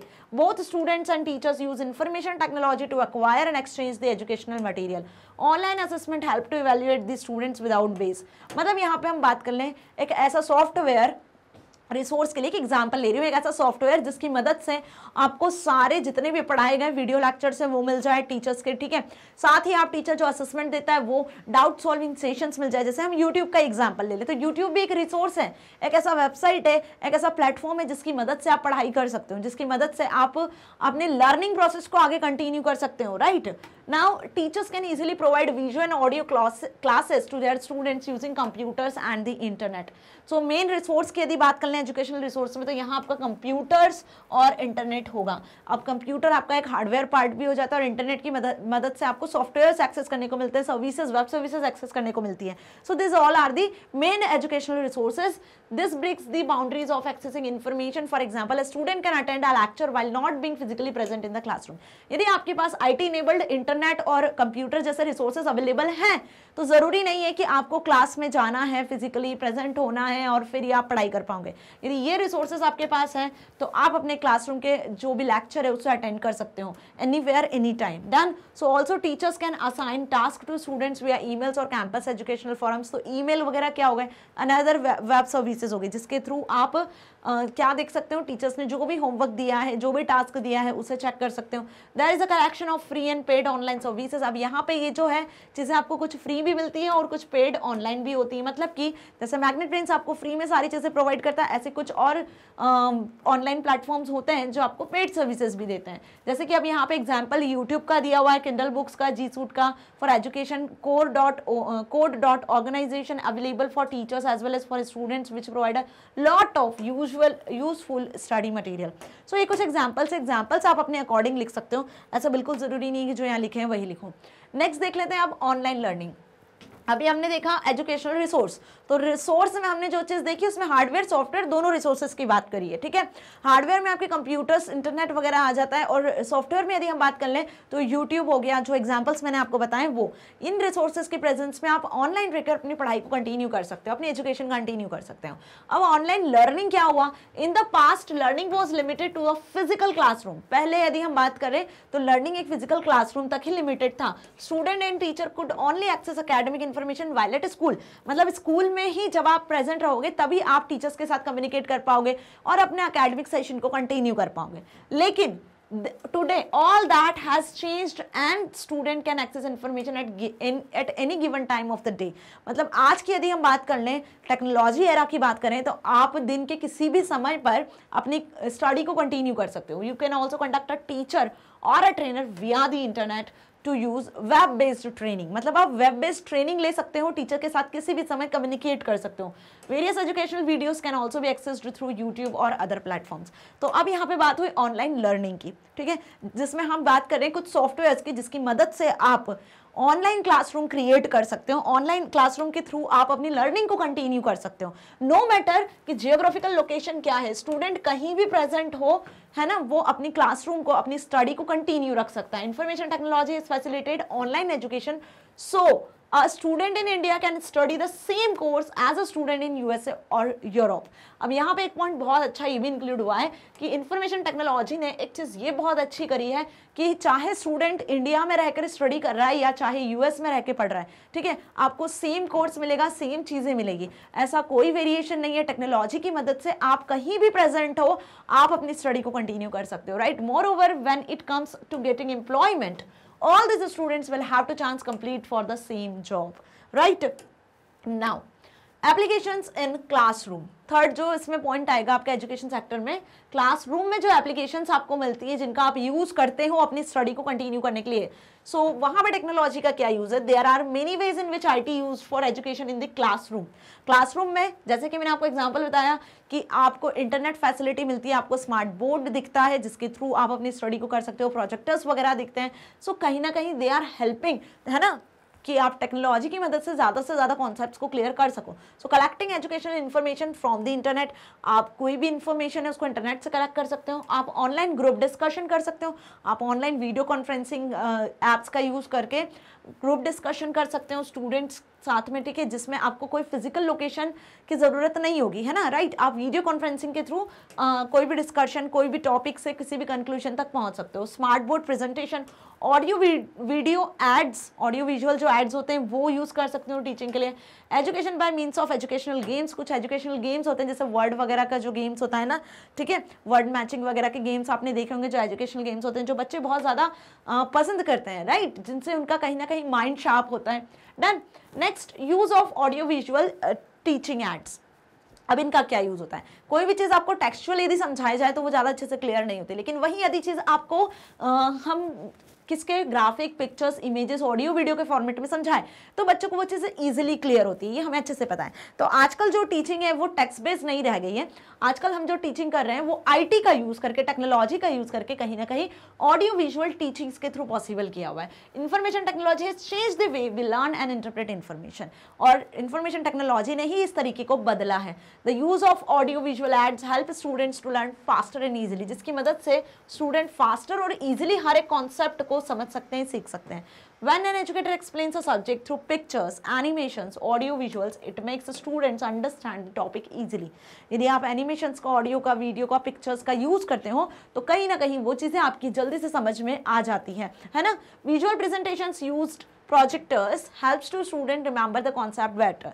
अब विजुअल प्रेजेंटेशन के लिए यहाँ पे आप प्रोजेक्टर्स का यूज कर सकते हो, जैसे कि आपने क्लासरूम में देखा है। Our brain tends to remember visual illustrations more easily than text. क्यों? क्योंकि हमारा जो ब्रेन है वो ज़्यादा इंटरप्रेट करता है, ज़्यादा अच्छा समझता है किसको, विजुअल ऑडियो चीज़ों को, as compare to text. Done. Learning management system is the last topic under education sector. Learning management system क्या हुआ? लर्निंग मैनेजमेंट सिस्टम, यहाँ पर हम एक प्रॉपर सॉफ्टवेयर की बात कर रहे हैं। ये क्या है? एक सॉफ्टवेयर है, एक एप्लीकेशन सॉफ्टवेयर है जिसकी मदद से क्या कर पा रहे हो आप? डिफरेंट कोर्सेज को ऑनलाइन कर पा रहे हो, right? So learning management system, जिसे इन शॉर्ट हम LMS कहते हैं, एक वेब बेस्ड टेक्नोलॉजी है that is used to plan, implement and assess a specific learning process.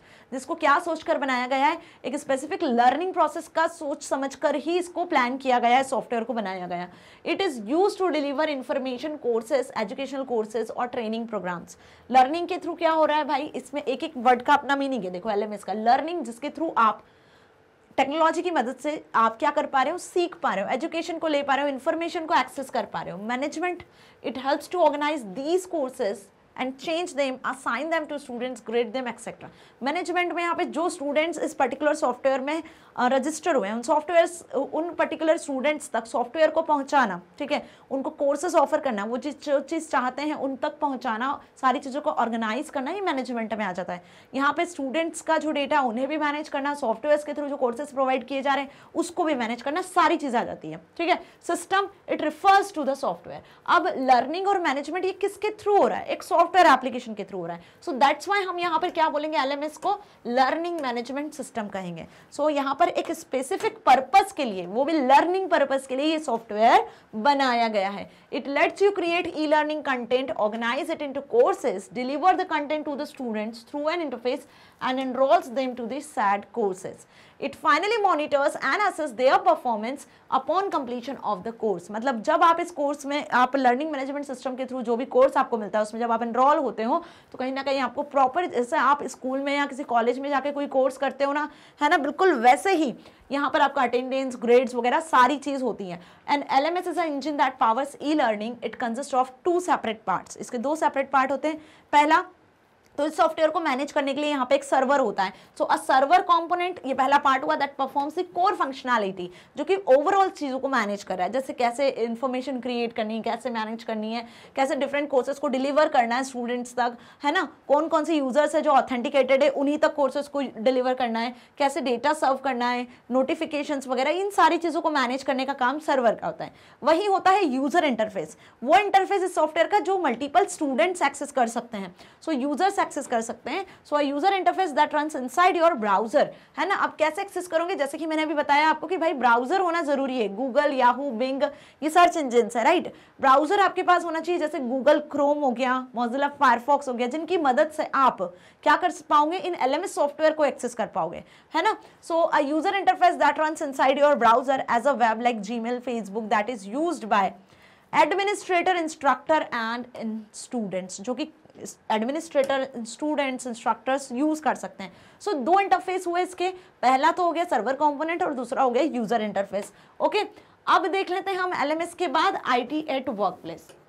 अभी तक हमने एजुकेशन सेक्टर में different online learning, educational resources, LMS, है ना, audio visual ads, different parts देखिए कि किन तरीकों से आप IT का यूज कर रहे हो, कहाँ कहाँ यूज हो रहा है। बेसिकली वर्क प्लेस की जब बात आती है तो वर्क प्लेस मतलब जहाँ पे आप काम करते हो, जो आपका जॉब एरिया होता है। लाइक चाहे आप किसी ऑर्गेनाइजेशन में काम करते हो, किसी इंडस्ट्री में काम करते हो, किसी कंपनी में काम करते हो, किसी ऑफिस में काम करते हो, वहाँ पर IT का कैसे यूज हो रहा है। सो IT का आप यदि देखो अपनी वर्क प्लेस में, हम एक एग्जाम्पल लेते हैं कि सपोज आप किसी ऑफिस में काम करते हो, तो ऑफिस में आपको कोई रिपोर्ट बनानी होती है, तो आप क्या करते हो? ऑन पेपर तो रिपोर्ट नहीं प्रिपेयर करते हो, क्योंकि आजकल IT का जमाना है, टेक्नोलॉजी का जमाना है, और इसके लिए आपके लिए बहुत सारे हेल्पफुल टूल्स हैं, जैसे कि आपके पास कंप्यूटर्स हैं, आपके पास कुछ सॉफ्टवेयर हैं, लाइक वर्ड सॉफ्टवेयर की बात कर ले तो आप वर्ड सॉफ्टवेयर में रिपोर्ट प्रिपेयर करते हो, राइट। ऐसे बहुत सारे एडवांस सॉफ्टवेयर्स भी होते हैं। किसी कंपनी की बात कर ले तो वहाँ पे स्टॉक से रिलेटेड इन्फॉर्मेशन मेंटेन करनी होती है ना, तो उसके लिए हम कंप्यूटर्स का यूज करते हैं, उसमें हम सॉफ्टवेयर्स का यूज करते हैं, जैसे डेटाबेस मैनेजमेंट सिस्टम का यूज करते हैं,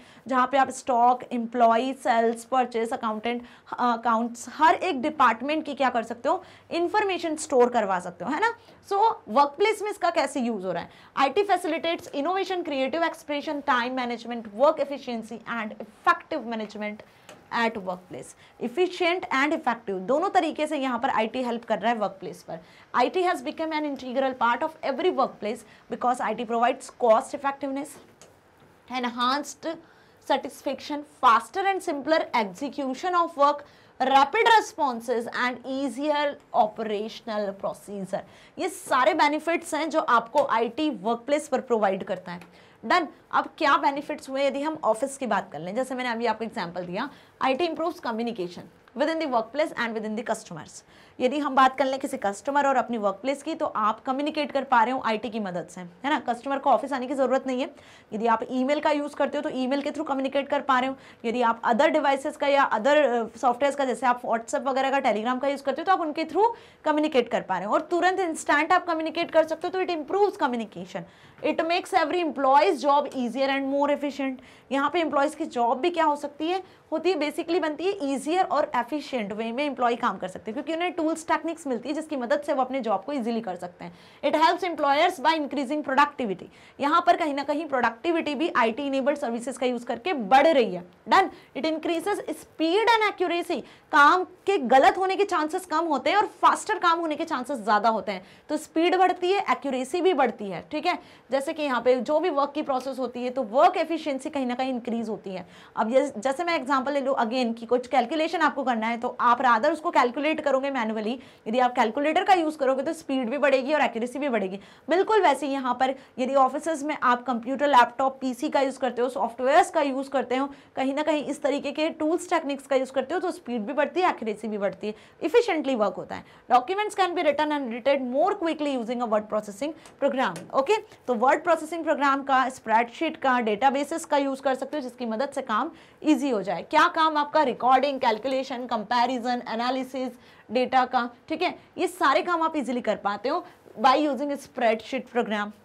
Databases are used to store large quantities of data related to personal inventory, customer sales account, etc. The process of screening, recruiting and hiring new employees have become highly improved with the use of IT. So ये सारे basically examples हुए जिनका हम use देख रहे हैं, ठीक है, आजकल। Now IT and library. अब लाइब्रेरी में कैसे इसका यूज होता है, ये भी एक मेन इंपॉर्टेंट पॉइंट है। देखो, पहले लाइब्रेरी में जो बुक्स वगैरह की एंट्री हुआ करती थी वो मैनुअली हुआ करती थी, ठीक है। लाइब्रेरी में जो लाइब्रेरियन होता था, जो आपकी लाइब्रेरी की मैम या सर होते होंगे, आपने देखा भी होगा अपने यहाँ, तो पहले वो मैनुअली एंट्री करते थे रजिस्टर में। आपने कुछ बुक ली है, आपने कुछ बुक रिटर्न किया है, तो आपको बुक इशू करने से लेकर बुक रिटर्न करने तक की सब चीज़ों की एंट्री होती थी। कितनी बुक लाइब्रेरी में अवेलेबल है, कितनी मैगजीन्स हैं, कितने न्यूज़पेपर्स हैं, कितने प्रोजेक्ट्स हैं, हर चीज़ों की एंट्री कहीं ना कहीं होती है, ठीक है, ताकि हर चीज़ को हम एनालाइज कर सकें, ठीक है। सो आईटी का यूज जब से होने लगा तो लाइब्रेरी में भी बहुत सारे चेंजेस हुए, बहुत सारे वेरिएशंस हुए भाई। इसके लिए स्पेशलाइज्ड सॉफ्टवेयर बनने लगे, लाइब्रेरी मैनेजमेंट सिस्टम करके सॉफ्टवेयर्स आए, जिनकी मदद से आप बुक्स की एंट्री कर सकते हो। आपको वो एक हम बोल सकते हैं कि ऐसा फ्रंट ऑफिस या इस तरीके का आपको एक एप्लीकेशन प्रोग्राम दिया गया, जिससे यूजर फ्रेंडली क्या कर सकता है, इंटरैक्ट कर सकता है और उस सॉफ्टवेयर के माध्यम से पूरी लाइब्रेरी को मैनेज कर सकता है। Done. So IT is used in libraries to record library activities, operations and various other library services. The functioning of library is majorly benefited by the use of IT for collection, processing, storage, retrieval and dissemination of recorded information, right? So ये सारे points हैं जो कि library में आप as a benefit mention कर सकते हो। The use of new technologies like word processing, text editing, character recognition, voice recognition, electronic publishing, CD-ROM, electronic data processing, database management systems, email, इनके बारे में हम पढ़ चुके हैं। Done. They etc. They have rapidly transformed the library from conventional method. तो इन्हीं सभी सॉफ्टवेयर्स की मदद से जो रैपिडली हम देख रहे हैं कि लाइब्रेरी ट्रांसफॉर्म होती है, आपको दिख रही है। आजकल आप डिजिटल लाइब्रेरी को भी एक्सेस कर पा रहे हो, राइट। डिजिटल लाइब्रेरी मतलब आपको इंटरनेट पर लाइब्रेरी मिल जाएगी, उसमें से आप किसी भी ई बुक को या ई आर्टिकल को, है ना, एक्सेस कर सकते हो, right. So hope you understand this point कि कहीं ना कहीं लाइब्रेरी भी आज आईटी की मदद से चेंज हो गई है तुरंत, राइट। अब चेंज हो गई इन द सेंस कि कहीं ना कहीं आईटी ने, टेक्नोलॉजी ने जैसे वर्ल्ड को डिजिटल बनाया, कहीं ना कहीं हर चीजें डिजिटली कन्वर्ट हो रही है। IT in business and marketing, भाई ये खतरनाक रोल यहाँ पे आईटी का आपको मिलता है बिजनेस मार्केटिंग में, है ना। हर जगह आप चले जाओ, आपको कहीं ना कहीं बिजनेस फील्ड में आपको आईटी का यूज दिखता है। तो इट फैसिलिटेट्स ई कॉमर्स। अब इसको किस कैटेगरी में रखा जाता है भाई?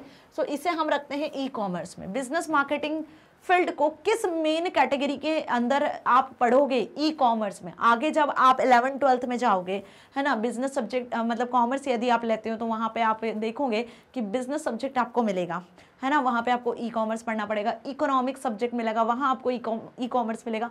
तो कहीं ना कहीं ई कॉमर्स मतलब बिजनेस मार्केटिंग से रिलेटेड है।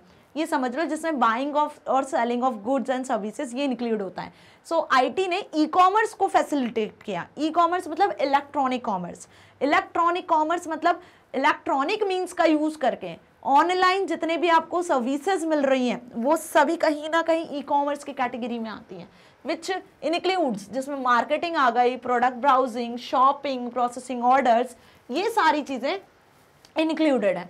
So business communications through email, video conferencing, mobile enable people to work from anywhere, documents can be shared instantly and decisions can also be taken quickly, है ना। सो e commerce की मदद से आप जो online shopping websites का use करते हो, जो प्रोडक्ट आपको परचेज करना होता है उसको आप ब्राउज करते हो, सर्च करते हो अलग अलग वेबसाइट्स पे, ठीक है, साथ ही आप यहाँ पर ऑर्डर को प्लेस करते हो, ये सभी किस कैटेगरी में रखा जाता है, ई कॉमर्स में। और कैसे करते हो ये काम, अपने मोबाइल फ़ोन का यूज़ करके, मीशो, मिंत्रा, अमेजन प्राइम वगैरह आप डिफरेंट वेबसाइट्स का यूज़ कर सकते हो, है ना। Now some of information technology tools that are used to reach out to people across the world are, अब यहाँ पे यदि आप बिजनेस मार्केटिंग की बात कर लो तो कुछ इंफॉर्मेशन टेक्नोलॉजी पर बेस्ड टूल्स हैं जिनका हम यूज़ करते हैं, जैसे ब्लॉगिंग, ब्लॉग्स वगैरह आप क्रिएट कर सकते हो, आपने बिजनेस ब्लॉग्स वगैरह देखे भी होंगे, computerised presentation, customer relationship management systems, मतलब CRM सिस्टम्स भी होते हैं, एप्लीकेशन सॉफ्टवेयर्स भी होते हैं, email communication, graphic design softwares, website, social media, ये कुछ टूल्स हैं जिनकी मदद से बिजनेस और मार्केटिंग में बहुत ज़्यादा यूज़ किया जा रहा है आईटी का। तो ये आईटी इनेबल्ड टूल्स ही है ना, इन्हीं के माध्यम से हम कहीं ना कहीं अपने बिजनेस को, स्ट्रैटेजीज को जो बिजनेस में आप यूज़ करते हो उनको एनहांस कर पा रहे हो। सो ई कॉमर्स यदि अलग से आपसे पूछा गया है डिफाइन ई कॉमर्स, तो ये बिजनेस मार्केटिंग में ही आपको इंक्लूड होगा। It refers to the activity of buying और सेलिंग गुड्स, प्रोडक्ट्स और services through the internet. E-commerce or online shopping allows users to search and compare various products and services which they can buy at competitive price, कि आप competitive price पर बहुत ज़्यादा search कर कर कौन सी website पे कौन सा प्रोडक्ट किस प्राइस का है, कहाँ डिस्काउंट है, कहाँ ऑफर है, ये सारी चीज़ों को समझ कर आप एक कॉम्पिटिटिव प्राइस पर प्रोडक्ट सर्विसेज को एक्सेस कर सकते हो। Done, the products are delivered at their doorstep. अब इसके लिए आपको शॉप तक जाने की जरूरत नहीं है, मार्केट में घूमने की, विजिट करने की जरूरत नहीं है, डोर स्टेप तक आपको चीज़ें मिलती है। तो इसकी मदद से आपका टाइम बचता है, मनी बचता है, ठीक है। E-commerce offers a range of products from home appliances, apparel, toys and electronics. E-commerce की मदद से आप डिफरेंट रेंज में टॉयज या प्रोडक्ट्स को परचेज कर सकते हो। कौन कौन से प्रोडक्ट्स, आपके इलेक्ट्रॉनिक प्रोडक्ट्स हो सकते हैं, कुछ अप्लायंसेज हो सकते हैं, कुछ टॉयज हो सकते हैं। सो डिफरेंट आपकी जो रिक्वायरमेंट की, जो नीड की जरूरत है वो आपको ऑनलाइन शॉपिंग के थ्रू मिल जाती है इजिली, है ना। Now IT in banking. Now banking में अब कैसे आईटी का यूज किया जा रहा है, तो आईटी इन बैंकिंग मतलब कि यहाँ पर हम ई बैंकिंग की बात कर रहे हैं, जिसको हम net banking, online banking, mobile banking के नाम से भी जानते हैं। So e banking refers to a method of banking in which a customer conducts transactions through the internet. Internet की मदद से जब आप ऑनलाइन ट्रांजैक्शंस कर सकते हो, बैंक से जो भी ट्रांजैक्शन होते हैं, मनी विड्रॉ करना, मनी डिपॉजिट करवाना, आप लोन वगैरह, पॉलिसी वगैरह सब देख सकते हो, ठीक है। और यदि आप चाहते हो किसी के अकाउंट में मनी को ट्रांसफर करना, राइट, तो वो सारी प्रोसेस अब आप ऑनलाइन भी कर सकते हो, जिस प्रोसेस को हम, जिसे हम बेसिकली बोलते हैं, जिस मेथड को e banking. So it has enabled people to conveniently and quickly conduct their financial transactions online। अब ये जो प्रोसेस होती है, जो भी यूजर है वो कन्वीनियंटली और क्विकली कर सकते हैं, इसमें ज्यादा टाइम नहीं लगता है, आपका मनी भी सेव होता है, टाइम भी सेव होता है, आपको बैंक तक जाने की जरूरत नहीं होती है। Online banking has facilitated the networking of banks and other financial institutions, resulting in saving time, effort, and money. Right now, transferring money between account using IMPS, RTGS, and NEFT. Viewing account details, opening fixed deposit accounts, as well as making online payments for product and services can be done at a click of the mouse. So सारे काम जो आप bank जाके करते हो, ठीक है, एक टाइम लिमिट में कि भाई सुबह 11 बजे बैंक खुलेगी और शाम को 4-5 बजे बंद हो जाना है, इसके बीच में ही आपको सारे काम कर लेने हैं बैंक से रिलेटेड, वो काम आप 24/7 आवर्स कर सकते हो एक सिंगल क्लिक ऑफ माउस या अपने मोबाइल के थ्रू भी, राइट। सो क्या वर्क होते हैं, IMPS, RTGS, NEFT के थ्रू आप मनी ट्रांसफर कर सकते हो किसी के अकाउंट में, अपनी अकाउंट डिटेल्स को एक्सेस कर सकते हो, अपनी पासबुक देख सकते हो, फिक्स डिपॉजिट यदि आपने कुछ ओपन किया हुआ उसकी डिटेल देख सकते हो, नया फिक्स डिपॉजिट ओपन कर सकते हो, ऑनलाइन पेमेंट कर सकते हो, राइट। सो ये सारी सर्विसेज कहीं ना कहीं हम आईटी इन बैंकिंग वाला जो एप्लीकेशन पढ़ रहे हैं इसमें ई बैंकिंग की मदद से कर सकते हैं। Withdrawing money at any time through ATMs। तो ATM जो है, ऑटोमेटिक टेलर मशीन जो आपने देखे हैं, वो ATM भी कहीं ना कहीं आईटी का ही एक पार्ट है, is possible because of use of IT. The use of technology in banking is the backbone of society today. Most business also use this feature to pay their employees and to transfer money. तो business में भी आजकल net banking का use किया जाता है. Employees को salary देना है, ठीक है, या कुछ परचेज किया हुआ है गुड सर्विसेज तो उसके लिए पेमेंट करना है. सो बिजनेस में भी हम इसका यूज देख रहे हैं. Now additionally banking system do their best to ensure there are firewalls and limits in place to reject and curious hackers. अब पेमेंट एक ऐसी चीज होती है, मतलब यदि ऑनलाइन आप किसी को मनी ट्रांसफर कर रहे हो या मनी विड्रॉ कर रहे हो, है ना, या आप किसी के अकाउंट में मनी ट्रांसफर कर रहे हो, आप कुछ परचेसिंग करते हो, ऑनलाइन शॉपिंग करते हो, या नेट बैंकिंग ई बैंकिंग का यूज कर रहे होते हो, तो यहाँ पर ये बहुत सेंसिटिव चीज होती है ना. यहाँ पर इंटरनेट पर बहुत सारे हैकर्स होते हैं, ऐसे अनऑथराइज्ड यूजर होते हैं जिन्हें परमिशन नहीं होती है, वो भी आपके अकाउंट को हैक कर सकते हैं, एक्सेस कर सकते हैं. सो इसके लिए हमें जरूरी है कि हम जो भी आईडी पासवर्ड वगैरह क्रिएट करते हैं वो स्ट्रॉन्ग आईडी पासवर्ड हो. मतलब कि कोई भी अपना नाम या फैमिली का नाम या मोबाइल नंबर, ऐसा कोई पासवर्ड आपको नहीं रखना है. उसमें स्मॉल लेटर्स, कैपिटल लेटर्स, साथ ही कुछ एक्स्ट्रा कैरेक्टर्स वगैरह यूज करो, आप नंबर्स यूज करो, ताकि आपका जो पासवर्ड है वो इजीली हैक ना हो पाए, राइट. इसके अलावा आप ऑफिशियल वेबसाइट्स पर बिलीव रखो. मतलब कि जिस भी वेबसाइट के आगे आपको इस तरीके का पैडलॉक साइन मिलता है, HTTPS प्रोटोकॉल दिखता है, उसके आगे वेबसाइट लिखी होती है, सो ये आपकी ऑफिशियल और सिक्योर्ड वेबसाइट होती है, राइट. तो ऐसे 2-3 तरीके होते हैं जिसके थ्रू आप सिक्योरली ट्रांजेक्शन कर सकते हो. So the following are the examples where IT used in banking sector. Banking sector में आईटी का यूज किया जा रहा है, तो कुछ एग्जांपल्स यहाँ लिखे हुए हैं. एक तो ऑनलाइन बैंकिंग हो गया, जैसे हम नेट बैंकिंग भी कह रहे हैं. एटीएम मशीन्स वगैरह होती है, ये भी एक मेन यूज है. बैंकिंग एप्स होती हैं, टेली बैंकिंग होती है, डेबिट एंड क्रेडिट कार्ड्स होते हैं, राइट. सो ये सभी कहीं ना कहीं एग्जाम्पल है बैंकिंग के. Now IT in insurance. अब इंश्योरेंस में भी आईटी का यूज किया जा रहा है. आजकल आप देख सकते हो, आप ऑनलाइन इंश्योरेंस फिल कर सकते हो. मतलब जैसे जब आपकी इंश्योरेंस पॉलिसी को आपको रिन्यूअल करवाना होता है, तो उसके लिए भी हर कंपनी ने अपना वेबसाइट, अपना सॉफ्टवेयर बनाया हुआ है. उसमें आप अपनी डिटेल एंटर कर दो और ऑनलाइन आप अपने इंश्योरेंस को फिल कर सकते हो, right. So with the help of computer database the insurance companies can keep all their records up to date. तो यहाँ पर जो मेन स्पेसिफाइड सॉफ्टवेयर है हमारे डेटाबेस मैनेजमेंट सिस्टम, उनका यूज किया जाता है एम्प्लॉयज के इंश्योरेंस से रिलेटेड इंफॉर्मेशन को स्टोर करवाने के लिए, क्योंकि हर चीज का इंश्योरेंस होता है आजकल, तो राइट. और हम बात कर लें पॉपुलेशन की, तो पॉपुलेशन दिन पर दिन ग्रो करती जा रही है, राइट. अब सोचो इतनी पॉपुलेशन का डेटाबेस में डेटा मैनेज करना हर एक इंश्योरेंस कंपनी के लिए कितना टिपिकल होता है.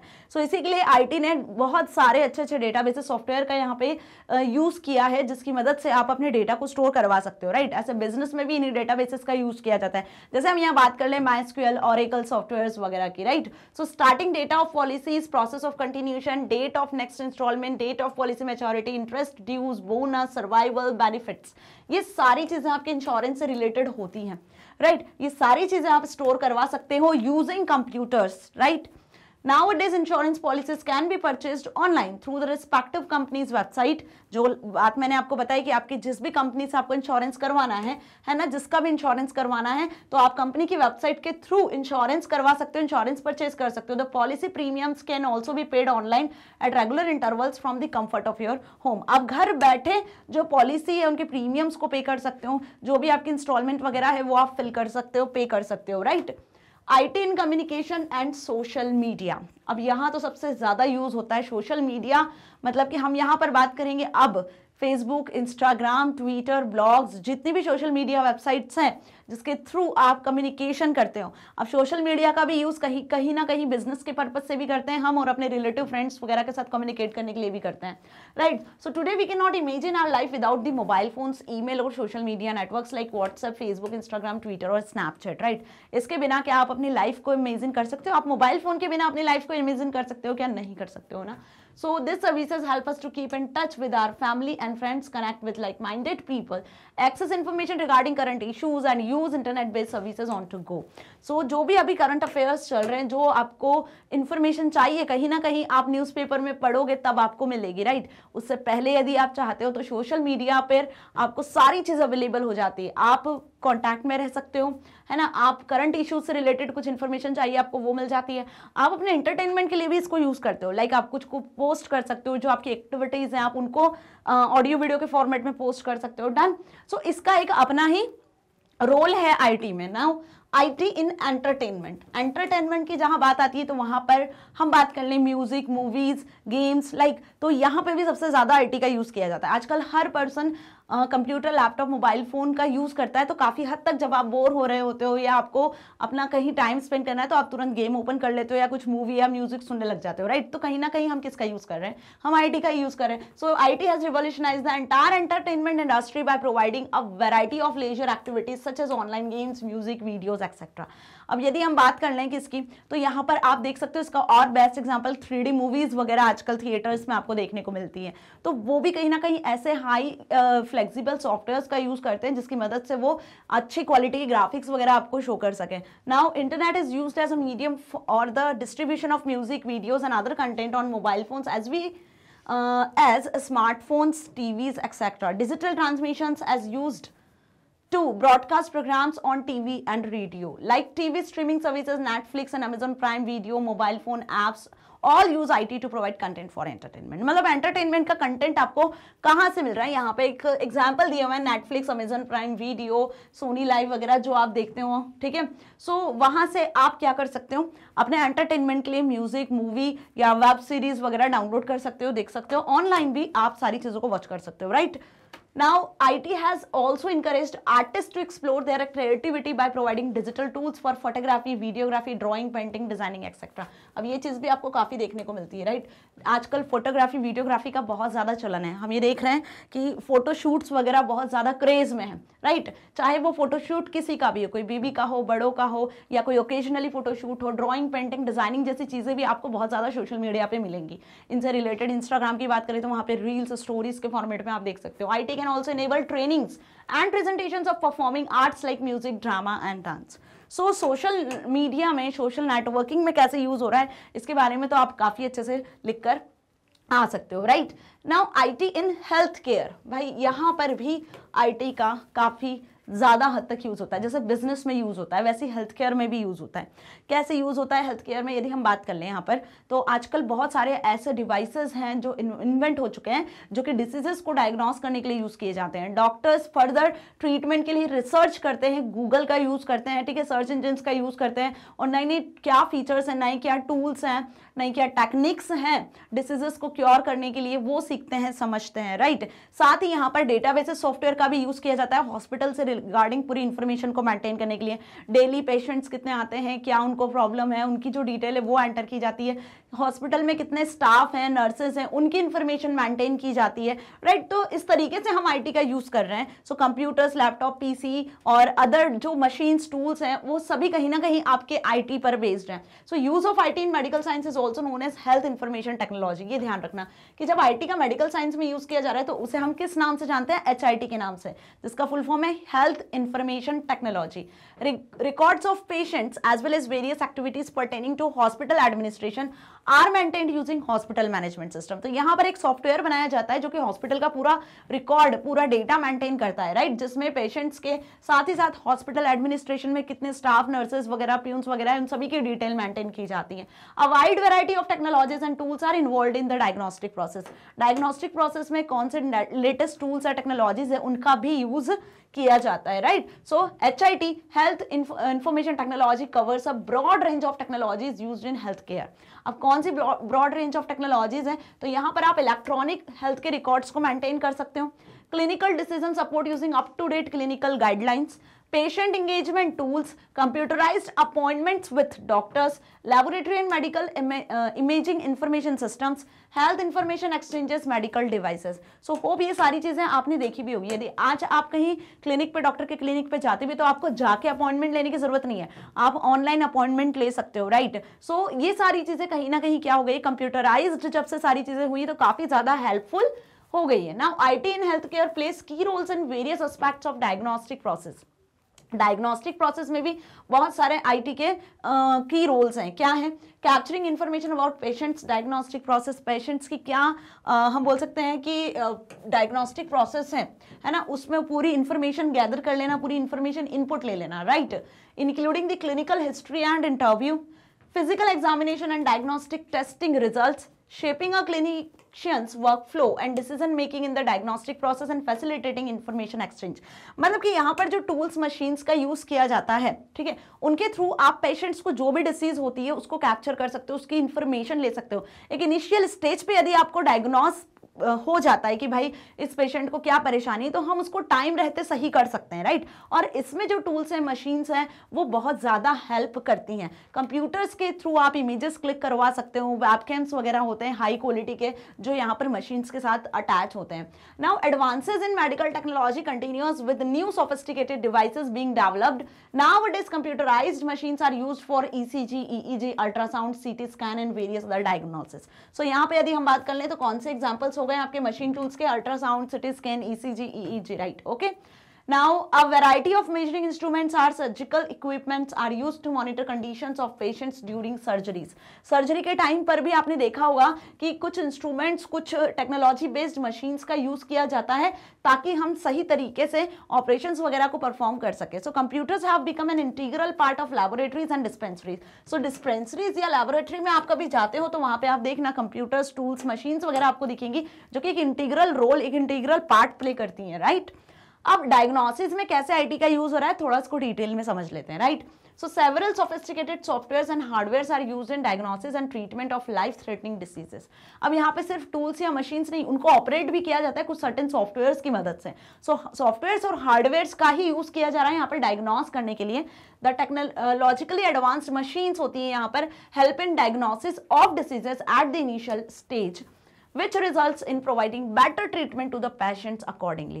कौन सी मशीन्स की बात कर रहे हैं यहाँ पर? हम बात कर रहे हैं हम कंप्यूटराइज्ड एक्सियल टोमोग्राफी की, magnetic resonance imaging MRI machine की, इलेक्ट्रोकार्डियोग्राम ईसीजी मशीन जिसे कहते हैं, cardiac screening machine, electroencephalography EEG machine, blood sugar testing machine, blood pressure measuring machine, है ना। इन सभी के पिक्चर्स आपने देखे होंगे, राइट।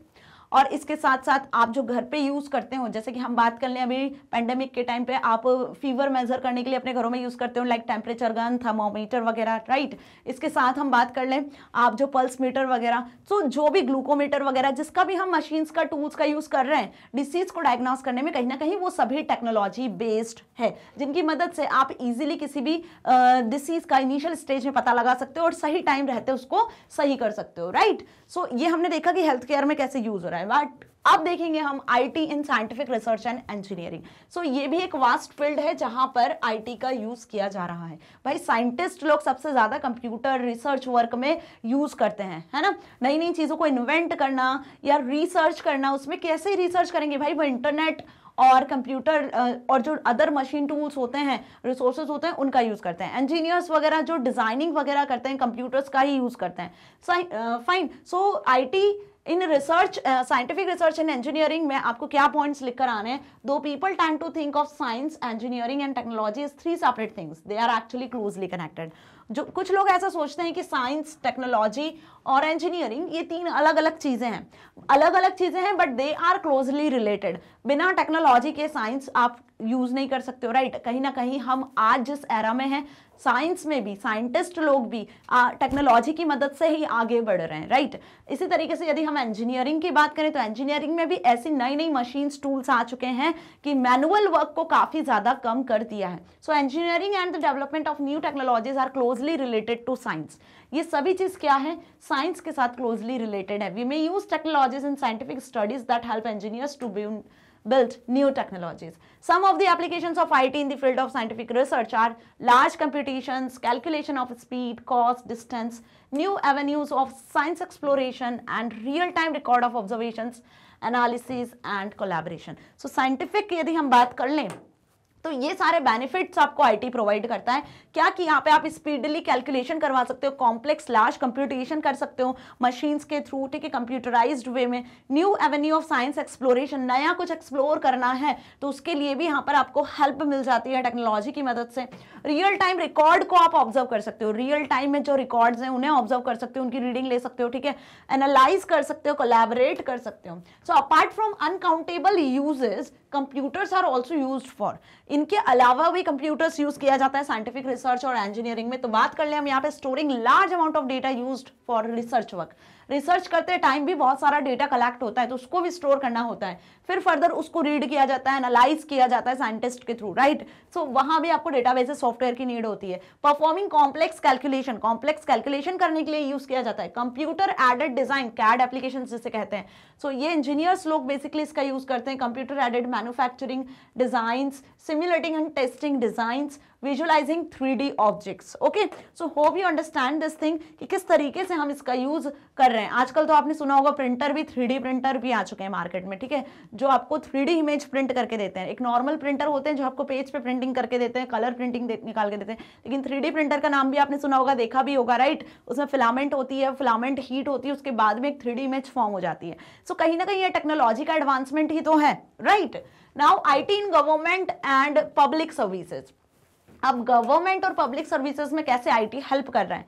सो बहुत ज़्यादा अच्छा टॉपिक है ये. और हम बात करें तो गवर्नमेंट की सबसे ज़्यादा जो टाइम और मनी और बात करें जो हमारा एफर्ट वेस्ट होती थी वो गवर्नमेंट ऑफिसेज में ही वेस्ट होती थी. आपको लंबी लंबी लाइन में खड़े होना होता है और गवर्नमेंट का काम तो आपको पता ही है. लेकिन जब से गवर्नमेंट ऑनलाइन हुई है, मतलब आपको सारी फैसिलिटी जब कंप्यूटर इंटरनेट के माध्यम से मिलने लगी है, तो सारी चीजें कहीं ना कहीं ऑटोमेटिकली कन्वीनियंट और फास्टर हो गई और इजी हो गई है, राइट. सो यहाँ पे हम बात कर रहे हैं ई गवर्नेंस की. तो जब IT का आप गवर्नमेंट सेक्टर में यूज करते हो तो यहाँ पे जो क्रिएट होती है वो ई गवर्नेंस क्रिएट होती है.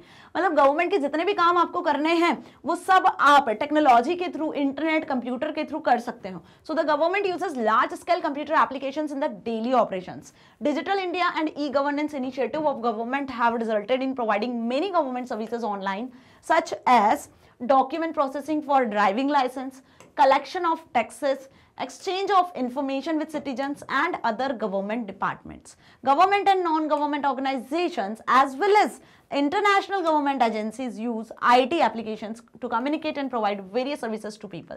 This is called e-governance. So e-governance का मतलब आपको समझ में आ गया कि चाहे आपको ड्राइविंग लाइसेंस बनवाना हो, चाहे आपको इनकम टैक्स पे करना हो, आपको घर का इलेक्ट्रिसिटी बिल पे करना हो, आपको अपना आधार कार्ड अपडेट करवाना हो, आपको कोई भी काम गवर्नमेंट से रिलेटेड करना है तो वो आप कर सकते हो आजकल ऑनलाइन. गवर्नमेंट के थ्रू जो एप्लीकेशन सॉफ्टवेयर बनाए गए हैं जो पब्लिक की सर्विसेज प्रोवाइड करने के लिए हैं उनके थ्रू आप कर सकते हो, ठीक है, जिसे हम ई गवर्नेंस कहते हैं. अब यहाँ पे डिफरेंट वेबसाइट्स हैं, MP ऑनलाइन है, india.gov.in है, right. So IT also provides a platform for interaction through government websites and apps. तो यहाँ पर IT के थ्रू हम गवर्नमेंट वेबसाइट्स और एप्लीकेशन के थ्रू इंटरैक्ट कर सकते हैं. It helps the government to improve the efficiency of services delivery and exchange of information, thus strengthening the democracy. Some examples of apps launched by Government of India for digital empowerment of Indian citizens are Bharat Interface for Money, Bheem, Swachh Bharat Abhiyan, GST Rate Finder, Umang, MyGov. Hope आपने इन सभी के नाम सुने होंगे, right. सो ये सभी क्या हैं, इनके पिक्चर्स भी आप देख सकते हो यहाँ पर, आइकन्स भी, आइकन से भी काफ़ी कुछ समझ में आ जाता है, राइट. ये सभी वो सॉफ्टवेयर्स हैं, वो वेबसाइट्स हैं जो आपको गवर्नमेंटल सर्विसेज प्रोवाइड करती हैं. इलेक्ट्रॉनिक मीन से आप इनका यूज़ कर सकते हो और बिल्कुल ऐसा ज़रूरी नहीं है 24/7 आवर्स कभी भी आप इन वेबसाइट्स को एक्सेस कर सकते हो. So the government departments use computer systems for preparing the electoral list, PAN cards, etc. Computers are also used in income tax and sales tax departments. Electricity bills are also now be paid online. The government is now using electronic voting machine for elections, replacing the traditional voting slips and ballot boxes, right? So hope you understand. यहाँ पे बहुत सारी चीजें example के point of view से आपको समझाइए कि PAN cards, electoral list, income tax, even आप इलेक्ट्रिसिटी बिल वगैरह आजकल सारे काम ऑनलाइन कर सकते हो. इवन अब जो इलेक्शंस होते हैं उसमें जो आप वोट डालते हो वो वोट भी आपको जरूरी नहीं कि आप स्लिप से या बॉलेट बॉक्सेस में करो, यहाँ भी इलेक्ट्रॉनिक मीन्स का यूज किया जाता है. आपको एक बटन दबाना होता है और आपका वोट हो जाता है, right. So hope you understand this thing, क्योंकि यहाँ पे हमारा फिनिश हुआ है पूरा चैप्टर जिसमें हमने एक वीडियो में कंप्लीट चैप्टर को रिवाइज किया है. कोई भी डाउट हो अभी भी तो आप कॉमेंट सेक्शन में लिख सकते हो, आपके डाउट को 100% सॉल्व किया जाएगा. सो मैग्नेट ब्रेन्स आपको प्रोवाइड कर रहा है ना सिर्फ K12 बल्कि आप यहाँ पर CBSE, NTSC, olympiad, CUT, spoken English, CBSE, UPBR board जैसे कॉम्पिटिटिव एग्जाम की प्रिपरेशन भी कर सकते हो 100% फ्री ऑफ कॉस्ट. कोई पेमेंट नहीं करना है, विद हाई क्वालिटी एजुकेशन. और अब तो डियर स्टूडेंट्स मैग्नेट ब्रेन्स आपको प्रोवाइड कर रहा है बुक्स और ई बुक्स की फैसिलिटी भी. मतलब यदि किसी भी सब्जेक्ट से रिलेटेड आपको बुक्स या ई बुक्स चाहिए या आपको सैम्पल पेपर बुकलेट चाहिए, MCQ बुकलेट चाहिए या previous year question paper booklet चाहिए, तो वो भी मैग्नेट ब्रेन्स ने अब आपके लिए पॉसिबल किया है. कैसे एक्सेस करोगे? डिस्क्रिप्शन में आपको एक लिंक दिखेगी, उस लिंक पे क्लिक करना, गूगल फॉर्म ओपन होगा, उस फॉर्म को अपनी नीड के अकॉर्डिंग भर देना, ठीक है. जिस भी सब्जेक्ट से रिलेटेड आपको बुक चाहिए उसकी डिटेल फिल कर देना. टीम आपसे कंसल्ट करेगी और आपको बुक्स और ई बुक्स की फैसिलिटी प्रोवाइड करेगी. सो मैग्नेट ब्रेन्स आपको 100% free of cost education provide करता है ताकि आप अपने एग्जाम में बहुत अच्छे मार्क्स स्कोर कर सकते हो, साथ ही साथ अपनी लाइफ में कुछ बहुत अच्छा अचीव कर सकते हो. मिलेंगे नेक्स्ट वीडियो में. Till then stay happy. Thank you so much.